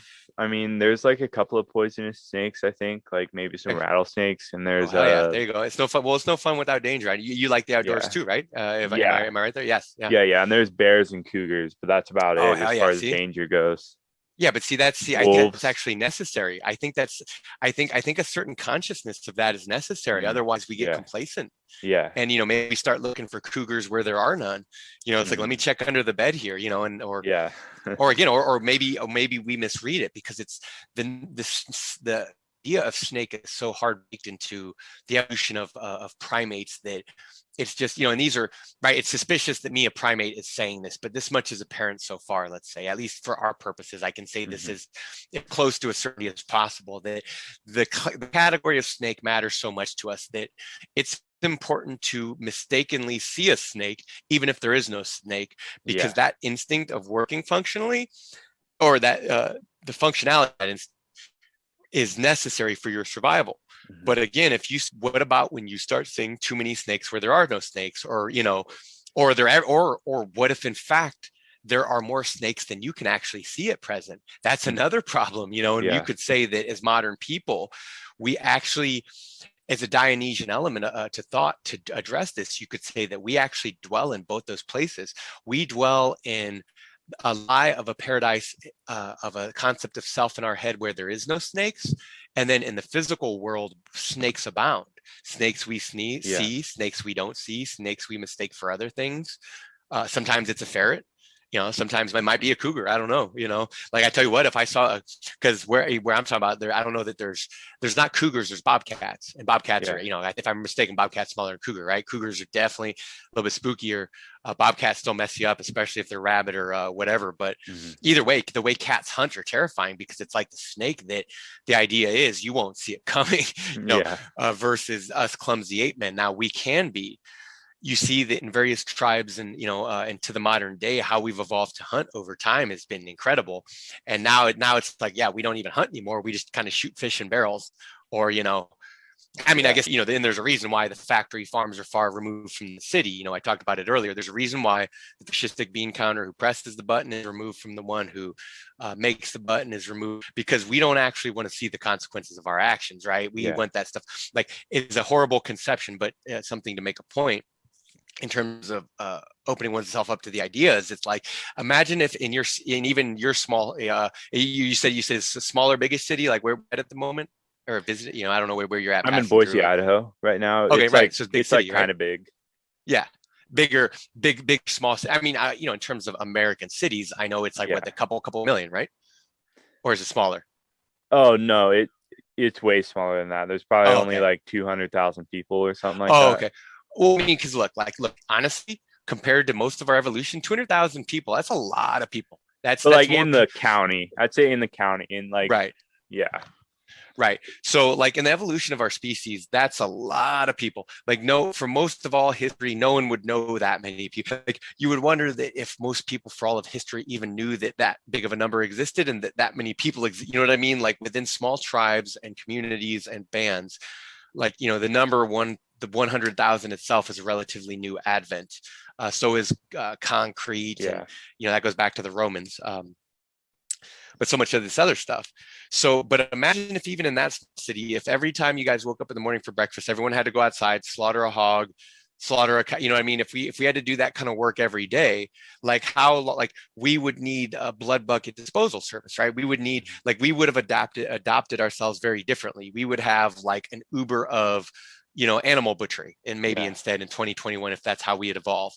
Instead, we figured we could put all the animals in one location and put it out of everyone's sight, and hopefully no one smells it or notices. But people do smell it and notice it, and inevitably it's a problem. And I'm not, and I'm just talking about, again, the larger picture of modern life is, it's a matter of all these factors that we see and we don't see, but in fact, every one of them is relevant to our existence, at least if we're going to take it remotely seriously. Because, if we evolved all this time to say, oh, consciousness is our crowning achievement, and oh, it means so much, and oh, it matters so much, yet, we can't be bothered to think about anything or everything, or, and we can't actually put equal weight or any weight on every last trivial detail, at least within the confines of even these conversations, because I can understand why, if philosophically speaking, if we get off on any one of these jags, why someone might go, what's this have to do with anything? It's like, well, we're painting a picture. We're looking at a bigger constellation here. It's not just one, it's not any one thing, and it's not, we've barely even gotten started, really. We have we're barely just left to do. Yes. Oh, yeah. That's exactly right. We don't stop here. That's the exact point. So I brought up the bats. No, oh wait, no, not the bats. I didn't bring up the bats. Because these are just recent, thoughts that I had been, I wanted to relate to. At least these are a few of the ones that I had thought about. A lot of it's just off the cuff, so so other people know. But these ones I actually had thought about. So you have the moths who evolve eye spots to compete with birds who can recognize eye spots. Yeah. And it works. But let's say a bat comes along. Now, how does a bat see, Greg? You might not be a bat specialist, but I think you know this. With sonar. Right. So what does an eye spot mean to a bat? It doesn't mean shit. Yes. So you see, right? That's competition, right? That's evolution in action, right? Darwin figured it out with the finches, right? That's his, and then later the tortoises and all these other things. But it's there. I mean, and it's still there. And, we, as far as I can tell, we haven't even, like, not just me and you. I mean, we as such haven't even understood these multiplicity of forces and wills in us. And in a certain sense, maybe it's not given to us to, maybe at least in this stage of our evolution, so much of our nature is supposed to be conscious. Maybe we never, maybe we weren't meant to wake up in a sense. I mean, you can't say, you can't even frame it like that. It would be like this. This would be a more accurate depiction if I'm trying to say something quote unquote objective, let's say. It would be that there's no indicator that we evolved to either wake up or not wake up. It just happened to shake out this way. And it's a physics minded mindset or approach, or it's a tool, or it's not a tool, it's context. Where I remember hearing some of the physics talk and lecture on it before, where they'll say that if you like if you have a car's windshield in freezing weather, let's say, and you take a bucket of water and you throw it on this windshield in this freezing weather, and it's cold enough to like basically instantly freeze it on there, that no matter how many times you take that bucket, angle it, and throw it on that car, that each time it'll freeze in a different configuration. It'll be similar, right? Because it's made of the same stuff. It's made of ice, or it's made of water and H2O. And where did that come from, right? And where did all this other stuff come from, right? Apparently it's all star stuff. So, because it's this funny question. Where does liquid, if it's an infinitely dense point of the universe, where is there anything liquid in that? Where like if it was a big explosion, where did the water actually, it's just, where did the moisture of it, if it was a big heat source, let's say the origin of all this that we come from, I can't reconcile it. And I'm just saying this to say I can't reconcile it. How is something that was infinitely dense also and small and hot, how is it also wet? Or only in the cooling could the water form, only in the cooling could the ice come? And I guess we're back in mainlanders territory, saying as far as we can see it present, on our way from there to here, what we're actually doing is we are, we're slowly cooling off. Like this thing was hot, it was baked in heat and pressure. And to a degree, we still exist in a moment of time. I guess I'll kick it to Slaughterhouse-5 here from Kurt Vonnegut Jr. He mentions this, there's this point where this human's talking to an alien, and he asked the alien why, and this is a lot of people, as far as I can tell, a lot of people, like, they know this book, they love this book, and they love these ideas, especially with the Trauma-Alphadorians, the aliens there. And he says, the abductee from the aliens, he asks him why, why me? Why have you abducted me? And the alien says, well, it's a very human thing to ask, and it's what all humans ask. They say, why me? They're the only creatures who ask, why me? And then the alien asks, have you ever seen, bugs trapped in amber? And Billy says, yes, I've seen a bug trapped in amber. To which the alien says, that's all this is. We're here in this moment, like two bugs trapped in amber, and there is no why. And it's just, and that's your point of meditation, right? There's your little borderline Zen koan to break your rational mind, let's say, to crack open to something, a greater notion or a higher notion of existence, or a better understanding of existence, or at least to something different.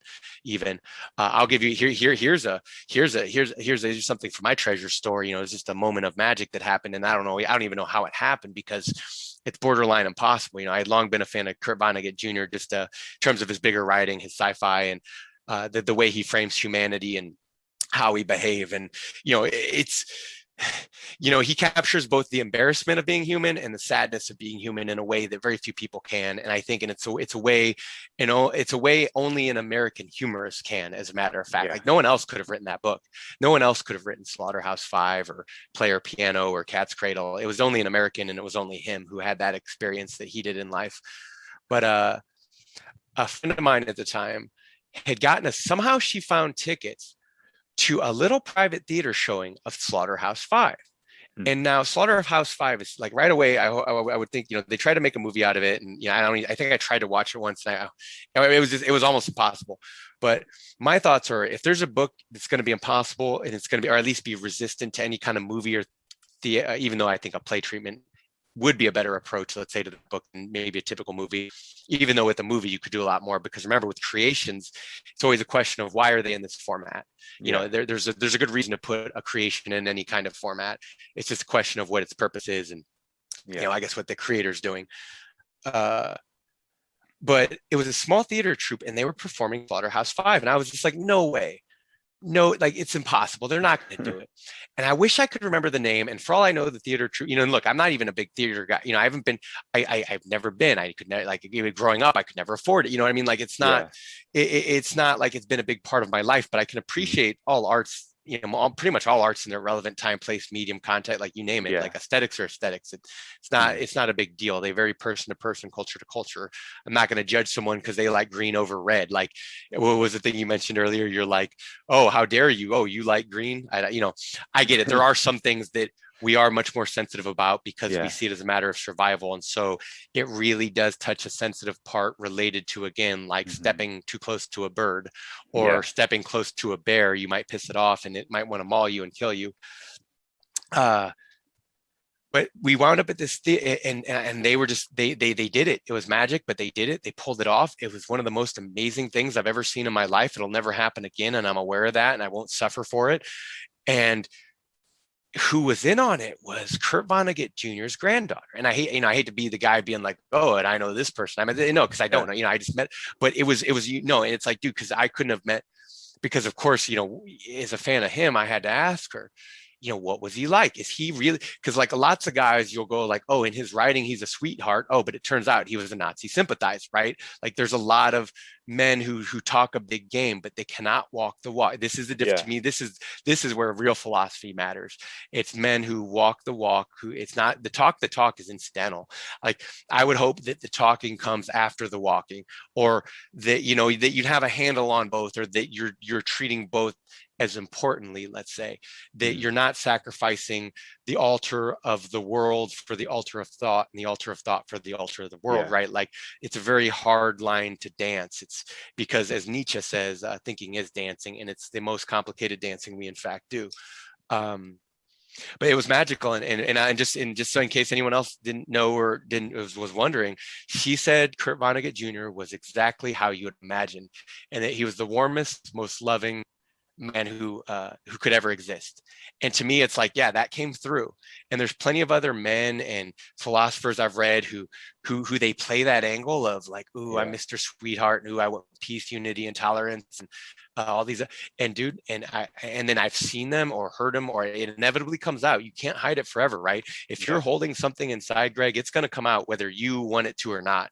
So I see these things, and so do other so do other philosophers who are worth who are worth anything, who actually understand. They see these things that you cannot hide from what you are. And even look, even a guy like Charles Manson, this is going to sound weird, but if you've ever read his poetry, and I'm talking, pre and post Manson family, and if those people who don't know who Charles Manson is, he was an American cult leader, and he played the role of warm, loving grandpa, but it was really some borderline insane conspiracy theory between race war and Nazi fascistic, like it actually didn't make sense. What it was like, I'll say it like this: my analysis of Manson, like if I'm putting on the hat of criminal and like someone who studied criminology and serial killers and physiology and all these things, if I'm putting on my detective hat in this moment, I would say he comes off to me as the quintessentially ill, mentally ill, megalomaniac, narcissistic, politically minded American. Right. That's what guys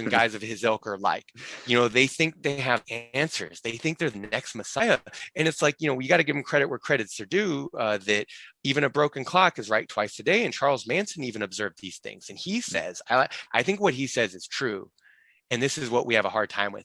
It's somewhere deep down inside, we know what we are, not just who we are, what we are, because there's a big difference. Because who you are is Greg. What you are is, well, a potential prey animal. What you are is a potential predator, right? We have to be aware of these things in ourselves, right? Like what's our true position in the cosmos? And when you really start measuring up where you stand in terms of animal, beast, man, strength, will, power, you start seeing how limited you are, right?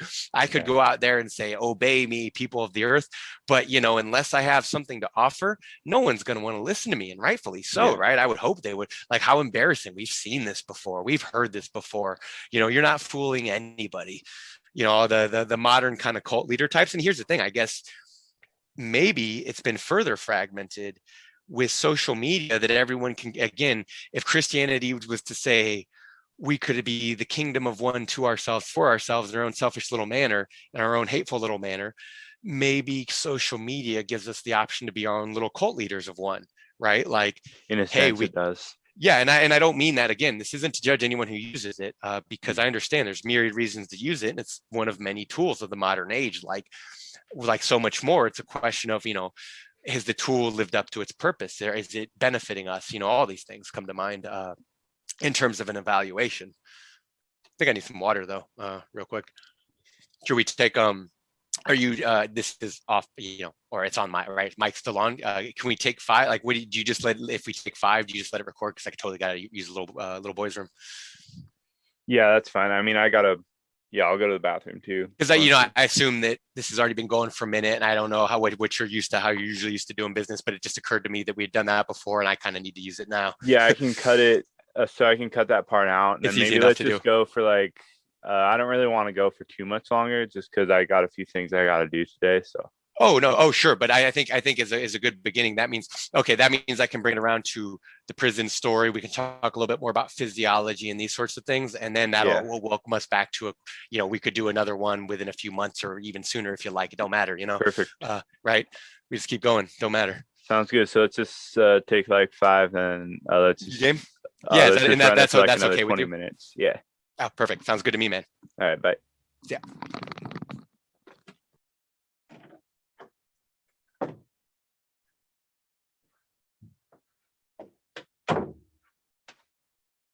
Okay.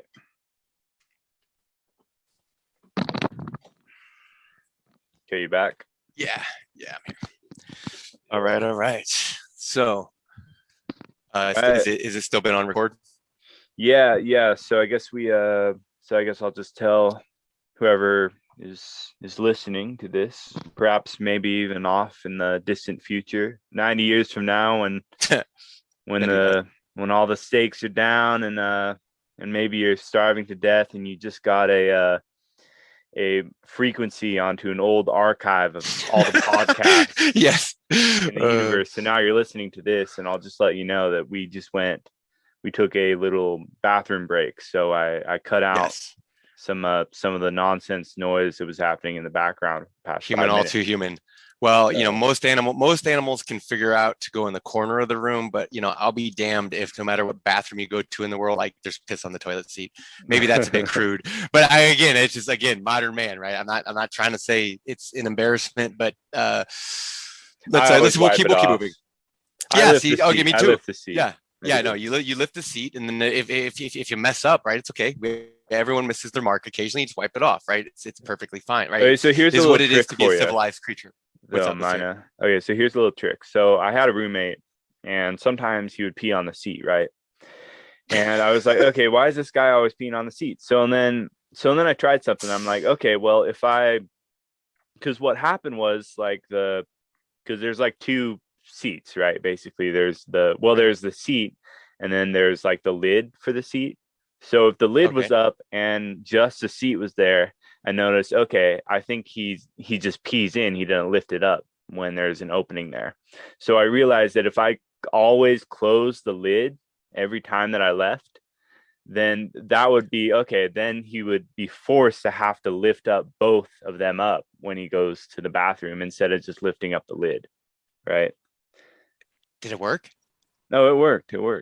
Okay, because I was going to say, it would be really fascinating to hear if he only lifted the one, because I think that would be a really interesting case study in psychology, right? To go, whoa, what just happened here, right? Like, okay, number 2, see, okay, and you just illustrated a very important point, because this is the kind of practical philosophy that really gives people answers, because it's a demonstration that without even saying or like really doing anything, you were able to far more influence someone else's actions and behavior than anyone, I think, can even imagine. And I do think that we all have that ability. I think some people, they have it and they don't understand it and they think it's magic, right? Or they call it art, right? That's like a lot of artists, Nietzsche talked about it, that artists, a lot of times, they don't even see how brilliant they are due to their own conceit, or, whatever the case may be. Other things as well. It's hard to even understand what we're doing half the time. As Zarathustra spoke, mankind is man is a mystery unto himself. What was it? Wait, I'm butchering it. Mankind is most difficult to discover, and unto himself most of all. Right? He's just saying this is why we have psychology. This is why we have neurology. This is why we have to, we needed to understand these fields to understand more about us, and what we understand about us is still very little, especially in terms of where it all comes from and where it's all going. But we can bring it back around to we're talking about a lot physiology and animals. So I'd like it to bring it to us of it's a prison story. It's not my story. It's someone else's story, but it's a man in prison. And I told you that I've studied criminology, the justice system, serial killing. Like I've put as much, like I've probably, look, in a sense, I've read and studied this sort of stuff just as much as I have, like I've read all Nietzsche's work. I've read lots of philosophers or writers or fictions or scientists work. Like I've throughout the course of the years I've done this. And in terms of like this is where like I think things really start coming together in terms of a picture, is studying human physiology. And this, I think, is the perfect case study. And it's not just a case study, it's someone's life, right? You can go watch the show Cops right now. I grew up watching the show Cops with my dad, say. I've had plenty of experiences with cops too that I can also relate back, plenty of data, maybe that'll be for a later date, another podcast in the future or what have you. We can talk about those stories then and there. But in the meantime, there's this story of man's in prison and he's actually getting they're not, it's an interrogation, but it's completely open interrogation in the sense that the man's already in jail for life for a long time. He just murdered his cellmate. No one's fighting here. No one's denying anything. No one's, the guy's admitting to everything, but it's still not an open and shut case because, let me just get into it. The guy's sitting on a stool and he's being questioned by the detective, right? And they're both a little bit older men, right? So there's a difference right away. You see that they're not young men, they're older men. And they're talking. And I think the first thing the cop asked the prisoner is, what happened? Tell me what happened. And he said, well, you guys gave me the cellmate, and because he was formerly in a cell by himself, and the prison decided to give him a cellmate. And he said right away, the cellmate started opening his mouth, running his mouth about what he was doing and why he was there. And why this man's cellmate was there was because it was sex crimes. It was he had allegedly raped a child. Again, he's in prison. He hasn't been found guilty yet. He's just or maybe he had been found, or rather, no, he was found guilty, but he's denied. Rather, this is what I mean. He said he was denying it. And the prisoner who did the killing of this guy, he was saying to the cop, he's saying he still kept opening his mouth. He's like, I told him I didn't want to hear it. So you wonder right away, okay, would this guy have lived had he not opened his mouth? Would he have lived if he just kept his mouth shut? Maybe he would have, but things played out differently. So the cop goes, okay, so tell us what happened. He said, well, he kept saying what he did. I told him to shut up. And then finally, I just had enough and I beat him up and he kind of simplifies it, but he says, I beat him up. I pulled out his own shoelaces. I tied them together. I strangled him to death with the shoelaces. And he said, as soon as I got done strangling him to death, I realized what I did. He's like, I took the body, put it on the bed, covered it back up, and went about my business.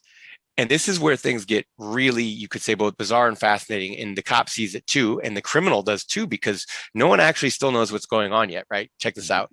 So the cop says, yeah, but what'd you do with the murder weapon? And this is going to be, I wish I could remember it precisely, but he asked, what'd you do with the murder weapon, right? You use the shoelaces.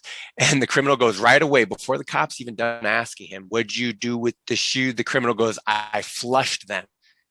And the cop's he's kind of stunned because, wait a minute, this guy has the presence of mind to murder someone, because here's something that they don't tell you just yet. But after he murders this guy, he puts him in bed. This guy packs up all his stuff because he knows he just committed murder in a federal prison in the United States, and that for that he's going to go to the hole. So he packs up all his stuff, and he basically just sitting there waiting for the morning to come for the cops to come take him away to the hole. And the cop says, "But why'd you flush it down the toilet?" And right away he goes, "I don't, obviously I'm a criminal. Something's wrong with my mind. I don't think rationally." But here's the thing. I think he's actually wrong. I think he's wrong there because, to his criminal logic, look, Greg, if you murdered someone with shoelaces and you wanted to get away with it, to your criminal logic, flushing it is actually the correct thing to do. Yeah, well, it would make more sense to me to put him back on the shoe.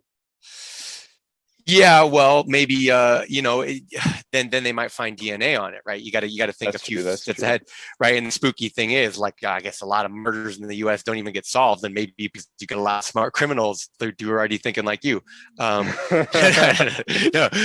a joke, obviously. So people know I'm 99.9% sure Greg is not a murderer. Anyway, with this prison story, here's the thing though. The cop doesn't know why he fleshed him, and neither does the criminal. And I Yeah. could ask you, do you know why the criminal fleshed him? He was scared. Yes, it was actually a vestigial remnant of the herd impulse, or what Nietzsche calls the herd impulse morality. That this man in that moment, because here's the thing, he didn't say everything. Okay, let me lay out now, because I've already kind of gone back and forth and probably bungled it a bit. So let me just lay it off the facts of the case and the happening, for everyone to see. Is that the order of events was this: the child molester was put into the prison cell. The other prisoner told him he didn't want to hear it, keep his mouth shut, maybe he'd live. He didn't listen. The other cellmate beat him up, took a chair and sat there looking at him, but said the guy kept getting back up and posturing on him, right? Going, what's up, right? And wasn't giving the proper respect. So he puts him down, he beats him up a little bit more, then strangles him to death, right? His actions are then right away to calmly and neatly put the guy in his bed, cover him up, pack all his stuff, get ready to go to the Hulk. He says to the cop, I know you guys are going to come in here and mess up. He said, I did it because I knew you guys would come in here as cops, mess up all my stuff.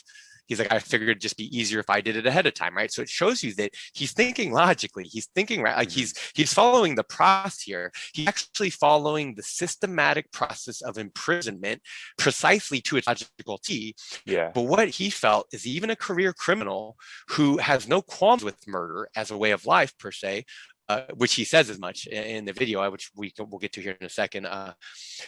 But in that moment, he did have a moment of a pang of conscience, not consciousness, conscience, right? Is like, you could say if he was otherwise anything but a Christian, in that moment, he heard Christ's voice.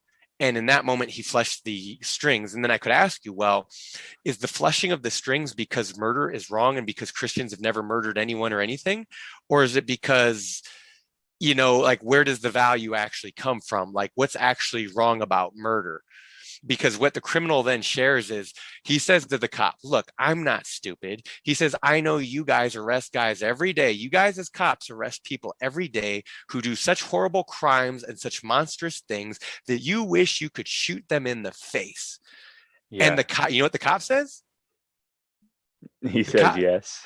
No, he doesn't. He's smarter than that. The cop chuckles. He's an older cop. I think a younger cop would just say, yeah, because we're kind of, us younger men, and we're kind of dumb like that sometimes. Yeah. But, older, a little bit wiser. He laughs because dude, and you can assume that, imagine either of these men are fathers. Imagine they got little girls or little boys, right? Yeah. And then they just, all they can think of is this man doing that to their loved ones. You know what?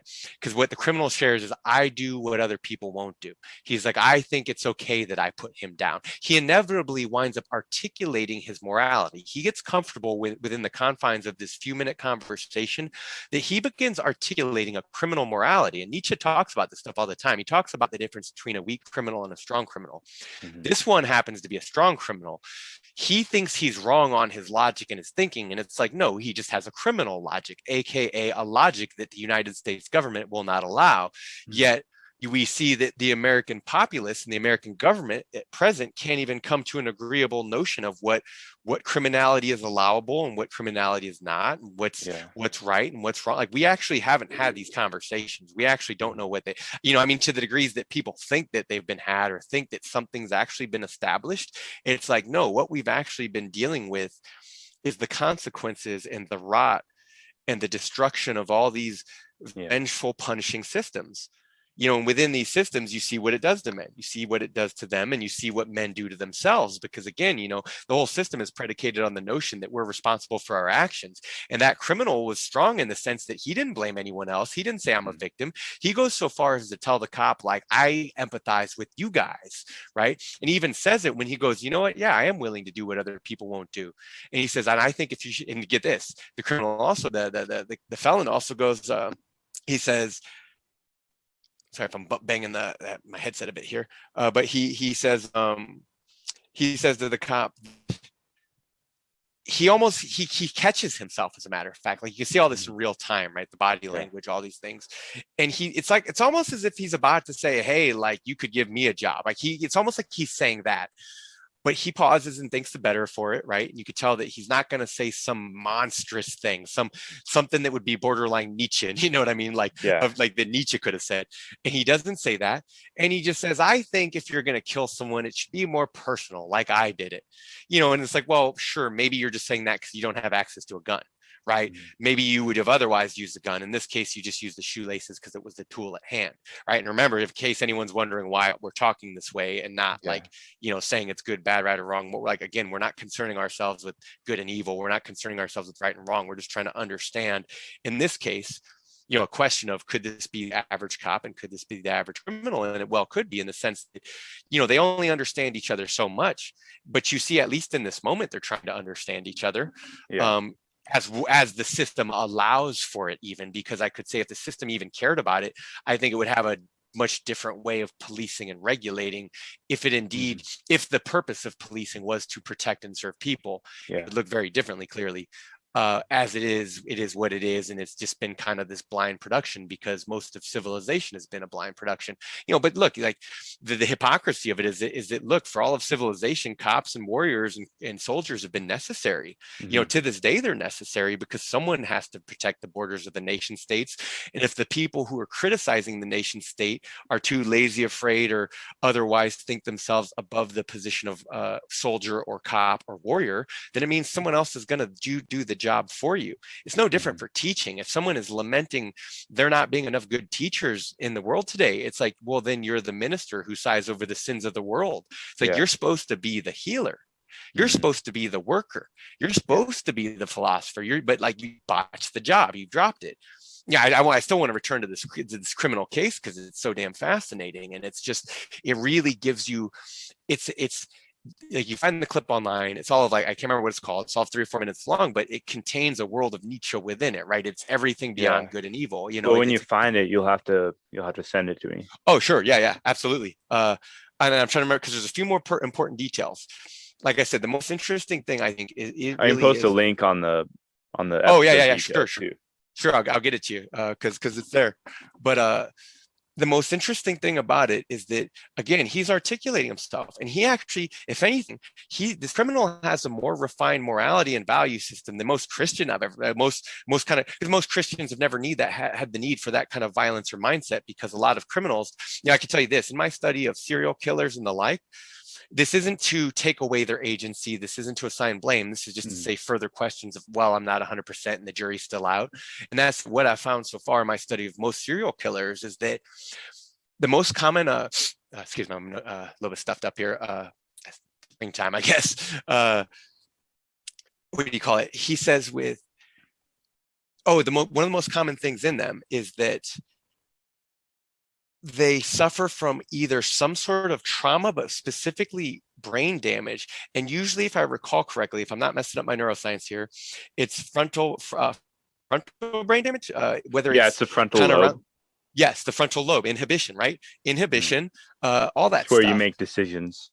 Yes, and related to, and then, you see similarly to pouring alcohol into a primate, you see how that changes their inhibition too, let's say, or any other kind of, let's say, controlled substance that we can see concrete and mark. Because, for all the stuff we want to say about consciousness and man, I think, never mind that Nietzsche blew away all of, religion and philosophy in a sense, or at least opened it up to be discussed in the first place, because that was the issue up until Nietzsche.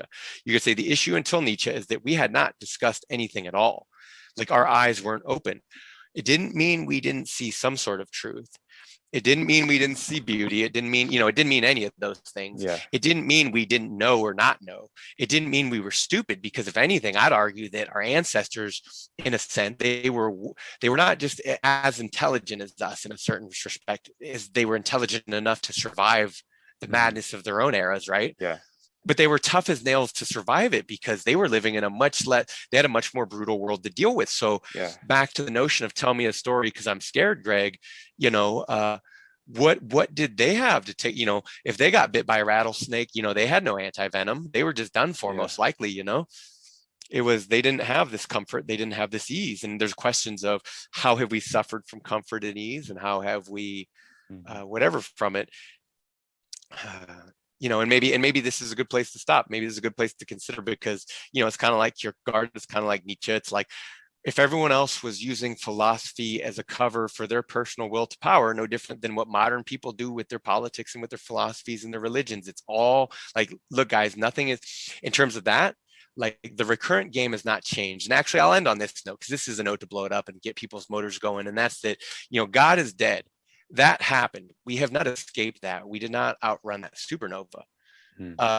It's finally caught up to us in America in its first kind of unique incarnation, some barely 100 years after Nietzsche, in the sense that we've had these larger societal recurrences between slaves and masters for a long time. Yeah. We've had these blow-ups within the country and outside the country on the world stage. America's otherwise lived a very Cinderella existence. And, we come off as very bratty to the rest of the world. For all the Europeans I know, and the people who are not Americans, or who at least live in America and don't necessarily think by it, even the more open-minded Americans miss that there are still people beyond them, and there's still people. There's people beyond America. There's people beyond the American government. There's people beyond the president and whoever's in power, right? And that the whole notion of Nietzsche and all and some of the philosophers since has been to blow the lid, right? It's almost like a spiritual whistleblowing, and we go, hey, all this morality, all these judgment calls, all this flimsy flim flam you call philosophy, it was actually just a cover for a will to power. Turns out it was a moth with eye spots, or sometimes it was a grizzly bear. Sometimes our philosophy was a grizzly bear and had no question admitting it. Oh, that's something I never said about Nietzsche and the Nazis. The scary thing about the Nazis is you can look at the Nazis and, study them and see that they didn't have Hitler didn't have a single, it's funny to even bring them up, and here it is at the end of the conversation, but it's just worth it to point out to people, let that man didn't have a Nietzsche was right of the Germans of his time, that they were just too clumsy for philosophy. And as far as I can tell, Hitler didn't have a single idea that Nietzsche didn't first say or come up with, everything from the Aryan symbolism to the Vikings to his fascistic bean counter approach to life, to his, destruction of life, to his hatred of life, to his big herds of followers, and it's no different than the communists and a lot of the socialists and a lot of the other, right? It's people mistake a herd phenomenon for a political phenomenon. They mistake what a grizzly bear and a flock of frightened birds look like. And I'm saying, when I say that, I mean the difference between a Hitler's philosophy and the difference between the masses who follow a Hitler's philosophy. And I'm not saying that, look, there's only been one Hitler to ever exist. There's been no other one like him since. There's been lots of other maniacs and megalomaniacs and narcissists and nut jobs and tyrants and psychos and whatever you want to call it. All these words as descriptors are correct. Yeah. But there's only ever been one of those, and that's a unique phenomenon. And I think people mistake the political nature of these events with their human nature of the events. And that's that it's a Nazism couldn't actually happen in America. You would just have a different collectivist pathology playing out. It would just look differently. It would manifest differently. It's why, and this is why Nietzsche acknowledges all this. He talks about the difference of the Germans, the British, the French. He loved Europe and he loved those people and he didn't want them destroyed. He actually wanted European culture. Funny enough, even the Jews, right? He was, at the end of the day, he was quite a sweetheart. He just hidden, I guess what you call not a mensch isn't a man, but a mensch. I don't know what the difference is on the Yiddish and the German. Or if there even really is, one means sweetheart, one means man, but he was a bit of a sweetheart. He said was how do you word it? He said it was a Semite was another word for the botched and the bungled. And because all the stuff that happened after he died, everything he criticized happened. Everything he foretold happened, not just the destruction of Europe, not just the destruction of the Jews, not just the destruction of the Germans, but also the recurrence since then. It's funny that during World War One, they thought, that they thought that the men were cowards for not wanting to, charge from the trenches. And it actually turns out that until this point in human history, men had never evolved to see and know and feel what artillery fire felt like on your body and mind. Yeah. So what you had is soldiers getting their physiologies, their very nerves literally shattered and destroyed. They're very, the nervous system, the thing that extends through their entire body, just went haywire. And they're sitting there thinking, oh, maybe they're cowards. It's like, no, actually, this animal, this scared little bird, it just turns out he didn't evolve with giant bombs dropping on him and machine guns mowing down millions of things. Certainly didn't evolve to want to die. Yes, in such a stupid manner. But yet I remember, I want to say, actually, oh shoot, no, it was Martin Good. I should not necessarily bring other philosophers into this, because I don't want to would want to do that per se, or other living ones per se. But you had Martin on, and he was thinking about that, and he talked about a trance-like state, right? You know that any given moment you're going to be given the order to charge, despite the fact that it's death, and you're just butchered and damned, like like a slaughterhouse, really, right? It's why the name Slaughterhouse 5 was so correct for Kurt Vonnegut. In case you didn't know, in case anyone else didn't know, without spoiling anything, that book is about his experience in World War II. It's just an atypical war story, but it's definitely a necessary read for not just modern, I'd say modern men, but modern, anyone, anywhere. You don't have to be an American to appreciate it, I don't know if do we even finish that thought? Like, I'm kind of wandering along myself here. I mean, I think that's good for today. I think that that was a really good discussion, and I appreciate you coming on, man. And I appreciate, I just, if we had more time, obviously, we would slow it down just a little. Like we definitely can, and we will. But it's just, there's so much to cover that I could go. Again. Yeah. Well, I mean, I could begin now, and I could go on to the end of next week, and it still would only cover so much that needs to be cut. So, obviously, you asked good questions and good answers too. So I'd love to hear more what you got, and I'll keep listening to what you have to offer. I appreciate your podcast. And I told you as much, and I'll tell everyone else why I appreciate, because so far it's like, well, I'm hearing things that I'm not hearing elsewhere, and I'm seeing things I'm not seeing elsewhere. And, I don't listen to that many podcasts for that sake. Don't get me wrong. Like, I'll take medium. I think, it can be beneficial to anyone to take media, whether it's a book, a pod, like there's many avenues to learn and many reasons why to learn, and how to learn. So all of it's relevant. I'm just sharing with you as of late. It's like, I find it a breath of fresh air. So thanks for that. And thanks for having me. Doing what you're doing, man. I think it's good. Thank you. And I guess you're welcome. There you have it, folks. That's Mynaa Miesnowan. Yes, close enough. Good enough. The reincarnation of Zarathustra, I'll say. And he came down from his cave to present to me the man walking upon his tightrope, all nervous and scared. And he showed me a few things today. So that was cool. Well, to be clear, sorry, I just got to do this, right? Yeah. Here's the thing, right? Zarathustra lovingly buried that corpse. We don't have to walk tightropes anymore, guys. Like, it's okay to be human. Like, it's okay to be alive. Hell, tell you what, it's forbidden, and as crazy it is that a man might have a reason to even, let's say, cry or mourn a loss in this world. Like, you can even do that too. Obviously, you don't want to let people see you, because they're going to call you weak, or they might call the cops on you, because that's how men who cry are treated. But you get what I'm saying. Like, it's a serious. We're taking this seriously, at least in relation to education. Other than that, like, look, if I had my way, we'd be making jokes and talking about music, because we didn't even get to American music, or barely did. I mentioned it in passing, but maybe we'll save that for another day. Or I guess we'll have to. I'll promise it for a later date. Yeah. Cool. But no, good stuff. Well, you don't have to walk the tightrope anymore. That's Mynaa. Come on down to the ground. It's warm down here. There's light down here. There's good people down here. Like, yes, we're changing. We're not the same. Thank you for listening.